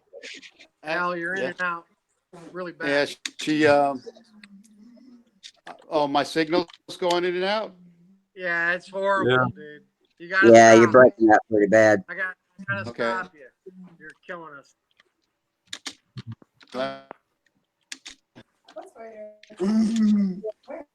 But anyway, let me. Len, Yeah. move your camera down. Yeah, get your face in there, dude. Or turn your camera. I don't want to. All I'm seeing is the shine. There you go. There's your beautiful face. All I was Where? seeing was You don't want I to don't see see this it. face. You don't want to see just this the top of face. your head. Yeah, we do. Mr. Oh. McBride, how you doing over there, Where? buddy? Doing good. How you doing? Oh my Well, god. get in Where? here and tell us what you've been doing, man. It was right there. Tell us what you've been up to. Oh, I just. Not much. I started oh, there a it company is. in Vancouver Oh, that and didn't started jump. my own business with it. Well, shut Been busy there. That's what I've been up to. In between that, I get my What, you flying. scared of spiders, Zach? You got fun at the ring-a-thon. I saw it. Did you fly something at the ringmaster? Yeah, we flew during the ring-a-thon. We flew the ringmasters, and I have the training ringmasters. Okay. So we had the guys out there. Everybody had a good time. I had my nephew out there, and I was teaching him. He already knows how to fly, but I was trying to teach him how to do a loop on his own. And he's getting there. He's getting there. They don't eat much. He hit the ground a couple of times, but did more damage to the ground than he did the airplane. Okay. Are you? We haven't seen you on a little bit. Are you building anything or repairing anything? Repaired. Had to repair the ringmaster. That was just about it. Other than that, I got nothing else on the building board right now. Okay. Got my new Patriot up. I got that up in the air, and I'm still working on the little nitty gritty fine tuning and trimming of it. Other than that, that's flying well. We flew that in the contest at the Southwest Regionals in Tucson. Can we see it? Is the Patriot handy? Can we see it? The new one? The new one, yeah, I can go get it. Go Sure. I'd like to see it. Yeah. Looks. I mean, we are supposed to be talking about airplanes. Well, one thing I do want to mention is right there. That's not a. I got to step away for a minute. I'll be right back. Yeah. That wasn't a spider. That was our third annual Stunt Challenge. Hey, Rusty, I'm going to sign off. Hey, Rusty. Okay. Oh, well. You got to go. Sign off. I haven't seen you, buddy. Yeah, we got really nice awards this year for our Stunt contest. And we're looking at a really good turnout. We got an excellent flying thing. One of the best you can see this year. Hold on. Bye, Al. We'll see you, buddy. Yeah, take care, Mike. Thanks for coming in. Take care. Have a good night, guys. No, Good night. not me. I'm going. I'm signing. Okay. Oh, Al's going. Okay. Hey guys, I gotta head out too. Gotta get to bed. Okay, Lynn. Work tomorrow. All right, guys. Oh, you Canadians, you always. I know. They always bail. They always bail on you. I know. Lynn, Take it man, easy, guys. I just got. Oh, it looks like Mike's gonna be there for a while. I just got out the red breast, man. I'm gonna have. Oh man, you'll be one. Perfect. Have one for me. Yeah. You gotta come out to Vegas for a contest. All right, we'll see you, Len. All right, guys. Good to see you. Good to talk. Yeah, take it easy, man. You bet. I'll be right back. I'm just going to the kitchen for a minute. All right, now the chatter should quiet down a little bit, and we'll have Yeah. Mr. McBride Yeah, it back. got pretty up. It's this one. This one's hard because if anybody talks over somebody, it just. All right, It Drew, ruins- it's you. It ruins it. It is hard. Yeah. Oh, I'm getting thirsty now. I'm going to have to go. My wife was making some limoncello with vodka and lime skins, and she sort of soaks them, and she gets vodka and adds lime skins to it. It's some funny thing that she does, Did you say- limoncello, but it's really. Did you say limoncello with vodka and lime? Yeah. It sounds Yeah. refreshing. It sounds refreshing. It sounds Yeah. absolutely perfect. Yeah. I wish I had. And you, yeah, I suppose there's nothing like a nice lager on a hot day, but we haven't quite got to the lager weather yet here. It's still a little bit cool. So this is I don't know if you know this one. It's Redbreast Irish whiskey. It's 12-year-old. Right. My wife got me this for my birthday back in July. It's not quite $100 bottle, but it's pretty close. It's pretty close to $100 bottle of Irish whiskey. And so since July, I'm down to about here. I only break it out on certain occasions, and I have just one glass. One glass at a time. Yeah. Don't too much of a good thing, do you? You ruin it. Well, I don't get bottles like this very often, so you gotta make them last, bro. You gotta make them last. Yeah. I'm a rum person. If I had one, I'd drink 2 of these a week, but can't do that. No, no, you can't do your modeling too if you drink 2 of them a week. No, I can't. Yeah. So since it's just you and me, I'll show you something here. When Sammy, There we go. You're looking to see this. Stephen's back.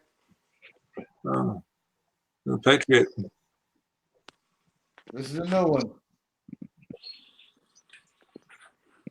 Did you Nice. ever get the other one repaired, flight worthy again, or were you just not happy with it? What's that? The one you crashed. That one I crashed.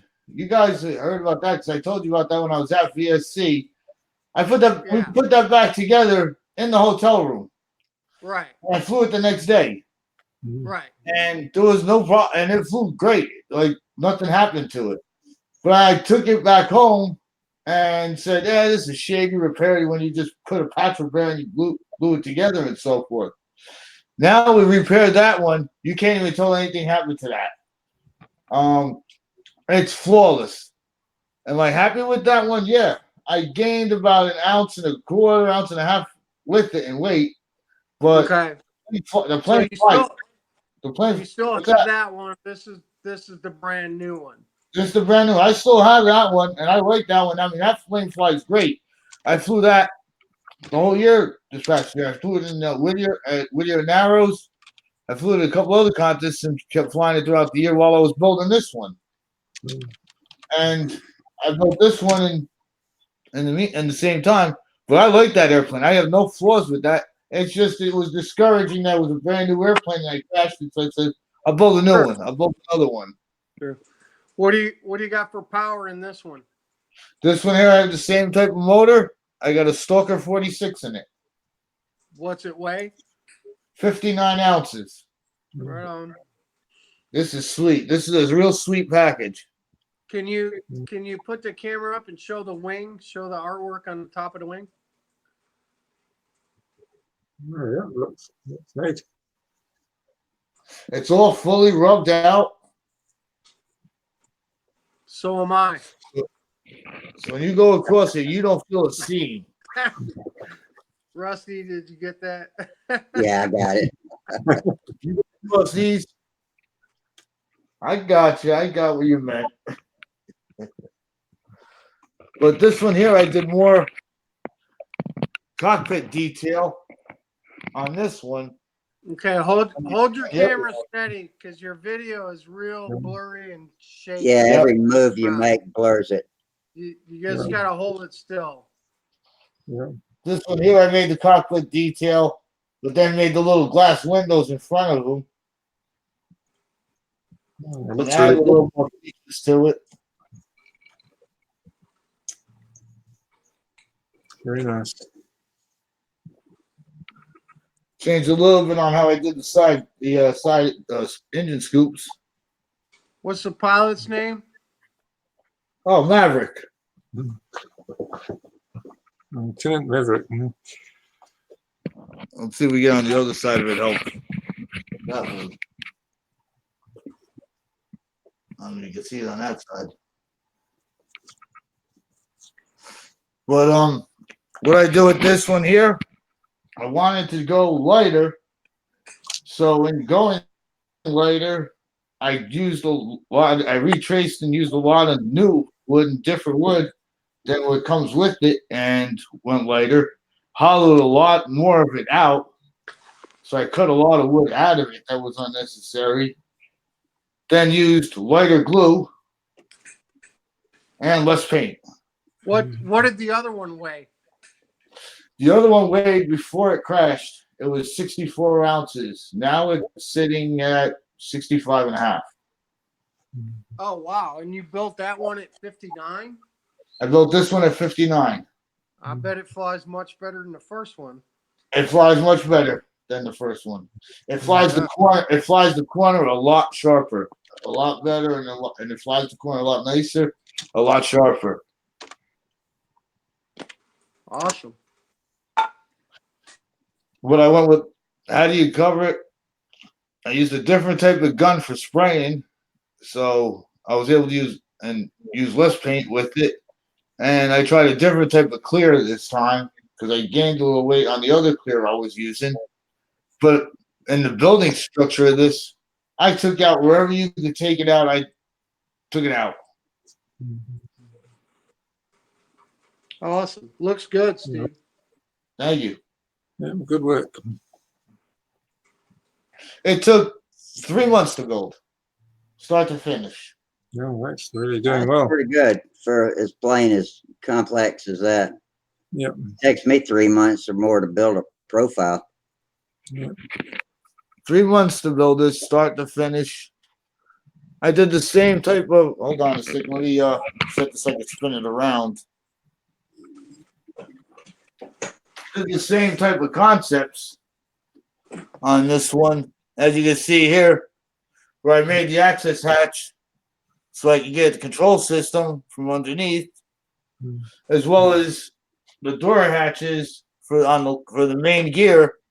So in case I have to bend them and adjust them, you can get at them, and you can always pull them out. Mm-hmm.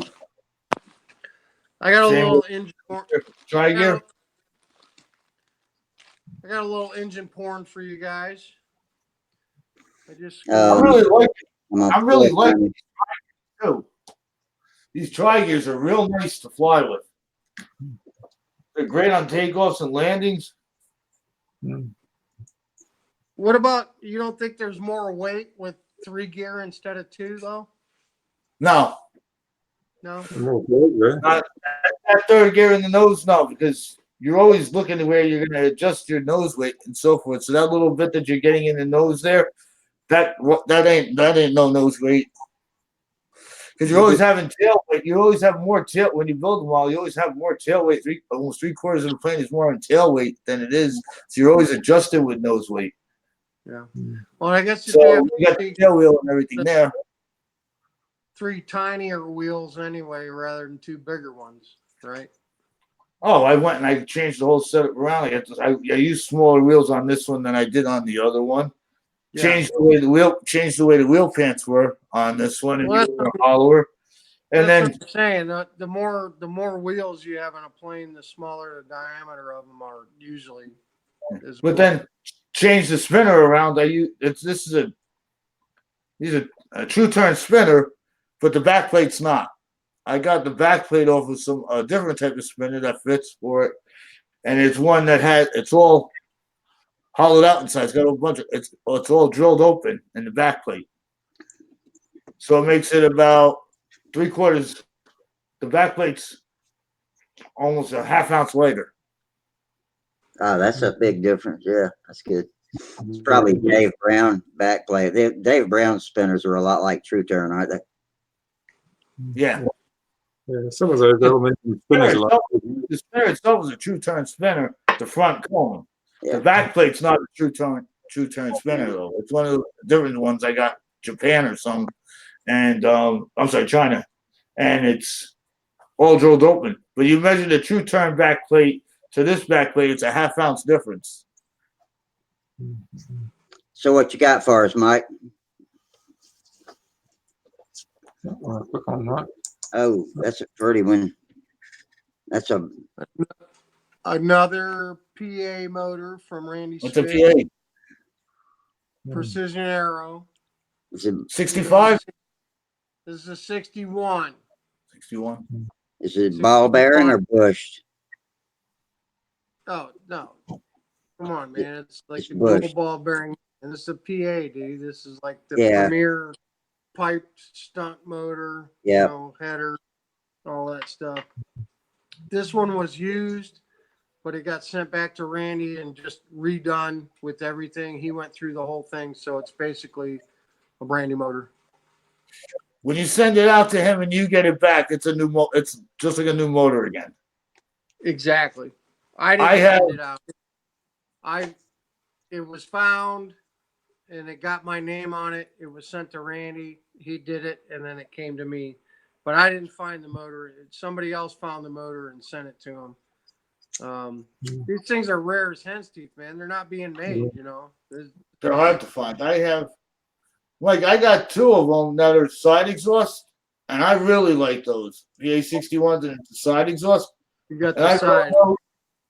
I run those nice, and I really like them. I sent it out when I first got. I sent it out to Randy. Got it back. It was a brand new motor, and then since then I've had it maybe, a good 8-9 years. So I just recently last year I sent it out to him again, and he reworked it. What a difference! You just have him overhaul it and rework it. Yep. Well, I'm starting my collection of PAs because that's what the better stunt guys are using, and I want to be better. So it took me a year to get my first one because they just don't. Yeah, I remember when you started looking. It's pretty frustrating. I put ads out on Stunt Hangar and Stuka Stunt for a year, begging for any PA motor, 60 to 75. I didn't care what it was. And it took me a year to get my first one. And after that, I learned if you ever see one come up, boy, you better buy it because you should just buy it if you can to have it. So I've got 140, 261s, a 65, and a 75. My goal is to have two of each, to have a backup, a spare for each size, because I'll build airplanes appropriate to those, But they're $500 a piece, man, and it doesn't matter. Holy shit! It doesn't matter if it's a 40 or a 65. It's if you're getting a motor, a header, and a pipe. Well, forget about the pipe. If you're getting a motor and a header, it's $400 or $500 a piece. You're into it. Exactly. You're into it 4 or 5 bills. Right. And then the pipes are 100 a piece, 110 from Randy. Yep. So I'm trying to. It's a $700 setup. Yeah. Oh, well, not quite 7, but yeah. You get the prop. You put your 3-bladed cut. Oh yeah. You put the prop on it. It's 700. Absolutely, it's 700. It's a $700 setup. There's no. But you get 2 props, right? And the Infinity kit I bought. I'm sorry, the Intrepid kit. That's $300 kit, Rusty. Yeah. Randy, I have one. So motor, header, pipe, kit. That's $1,000 right there, and you haven't even opened the kit and started building it yet. That's $1,000. Is that what you're building now? Is that what you're building now? Well, I haven't. I'm going to build an Intrepid. Yes. I have a nice kit. It's a nice kit. And the only reason I ended up with the Intrepid, I wanted an SV11, but he didn't have any kits available. And the Intrepid it's an SV wing and tail. It's just canopies and a few things different on it, but it's basically an SV wing. Same as the SV22. See, right. Same as the SV22 or 23. He just made it certain dynamics of it more sportier looking. Correct. But you're absolutely right. A motor, header, pipe, kit. You're $1,000 in before you've even glued the first piece of balsa together. Well, a big commitment. Yeah, it's a lot of money. But I suppose if you want to do well, you've got to be prepared to do it. If you want, I mean, isn't that the truth though, Gerald? If you want to be the best in anything, you got to have the best stuff. I think. Yeah. You should at least give yourself. Yeah, don't let your equipment hold you back. The best opportunity to have the best engine, the best airplane that you can have. Trophy. I don't want to say trophies cost money. Horsepower and finishes cost money. It's like anything else. It's like dirt bikes, drag racing, hot rods, motorcycles, snowmobiles. If you wanna finish in place, you throw money at it, right? Sure. Yeah. There's definitely skill and talent comes into all of it, but even the best skill and the best talent, you ain't gonna get there with a twister with a Fox 35, man.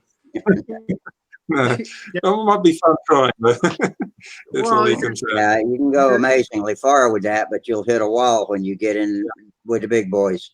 Yeah. There's a reason the same 5 guys have won the Nats for the last 15 years, man. You know, they're flying a certain type of airplane, a certain type of motor.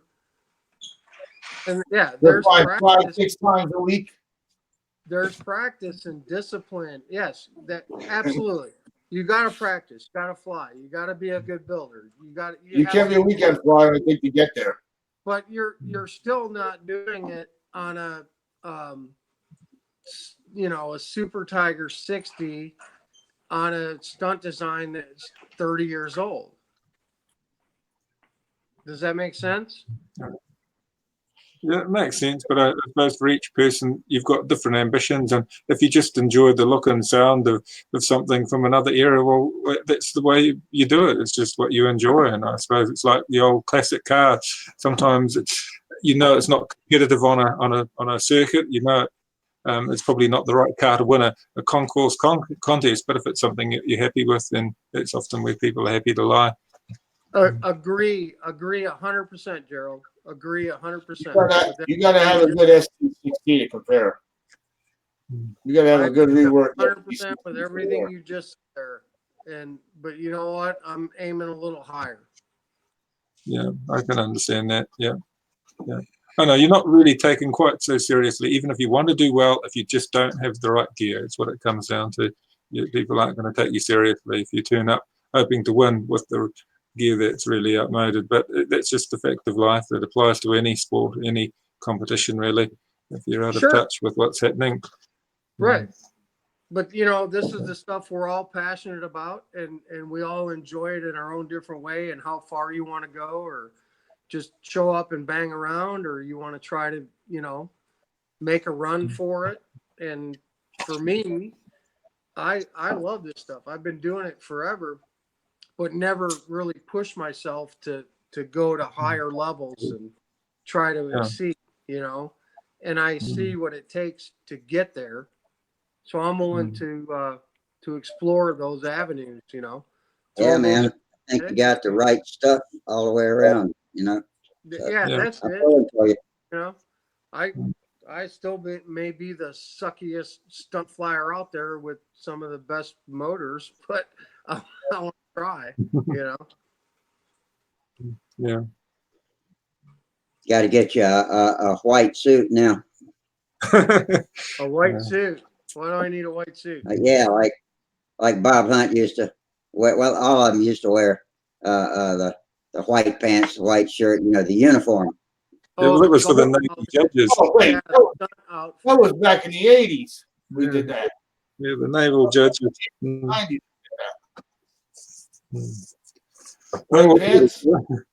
I'm dying of thirst. I've got to go. So I'll bid you all good night. It's been a great session. It's been really good. Yeah, we're getting back to normal now. More and more, I can get on my game here. I can hang now. I can see that we went to 1 o'clock and more. So. Oh, well, thanks very much, Rusty. It's been great talking to all you guys. And yeah, man. I'll bid you all good night and hopefully catch up with you on Monday and see how things go. All right. Have a good weekend, and maybe we'll see you Monday. Yeah, same to you. Have a good week. Goodbye. Fair winds, tight lines. See you. Good. I'll see you. Rusty, if you remember that with white pants and stuff, that was way back in the 80s and 90s. And I only remember it from pictures, Steve. Oh, Jimmy Gazelle brought all that into play. Your appearance was important. Yeah. Because it was to them, it was like a daily job. Every day they came out and disciplined themselves. It was a daily job. They, no matter what, somehow, some way, they found time every single day to go out and fly and practice. Yeah, well, there's absolutely no substitute for flying and for practice. But the reality is that I think at the upper echelons of stunt, they've all settled on a design and a motor, and they've got it pretty much figured out, what you should be flying, what power plant and type of airframe with what numbers performs the best. And then after that, it comes down to practice, practice, practice, practice, Yeah. practice. But like I said, you're not going to go out there with a Brodak Strega ARF with a Evolution whatever and be knocking on the door of being top top at the 20. game. Right. You gotta hit the top 20 with it. I approach stunt the same way I approach combat. I look at all the guys that are winning combat contests and winning the Nats. What kind of half-A planes are they flying? What motors are they using?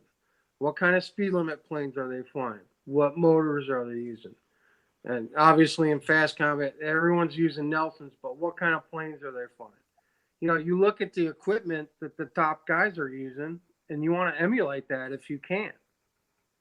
I don't think stunt is any different from combat. You know, you look at the design and the motor and who's winning with what. And so same thing in stunt. Who's winning with what? What motors are they running? What kind of airplanes are they flying? And you try to use that equipment and get there, you know. I don't think that's really You far. gotta compare. You gotta compare in order to compete. I'm sorry? You have to compare in order to compete. Yeah. No doubt about it.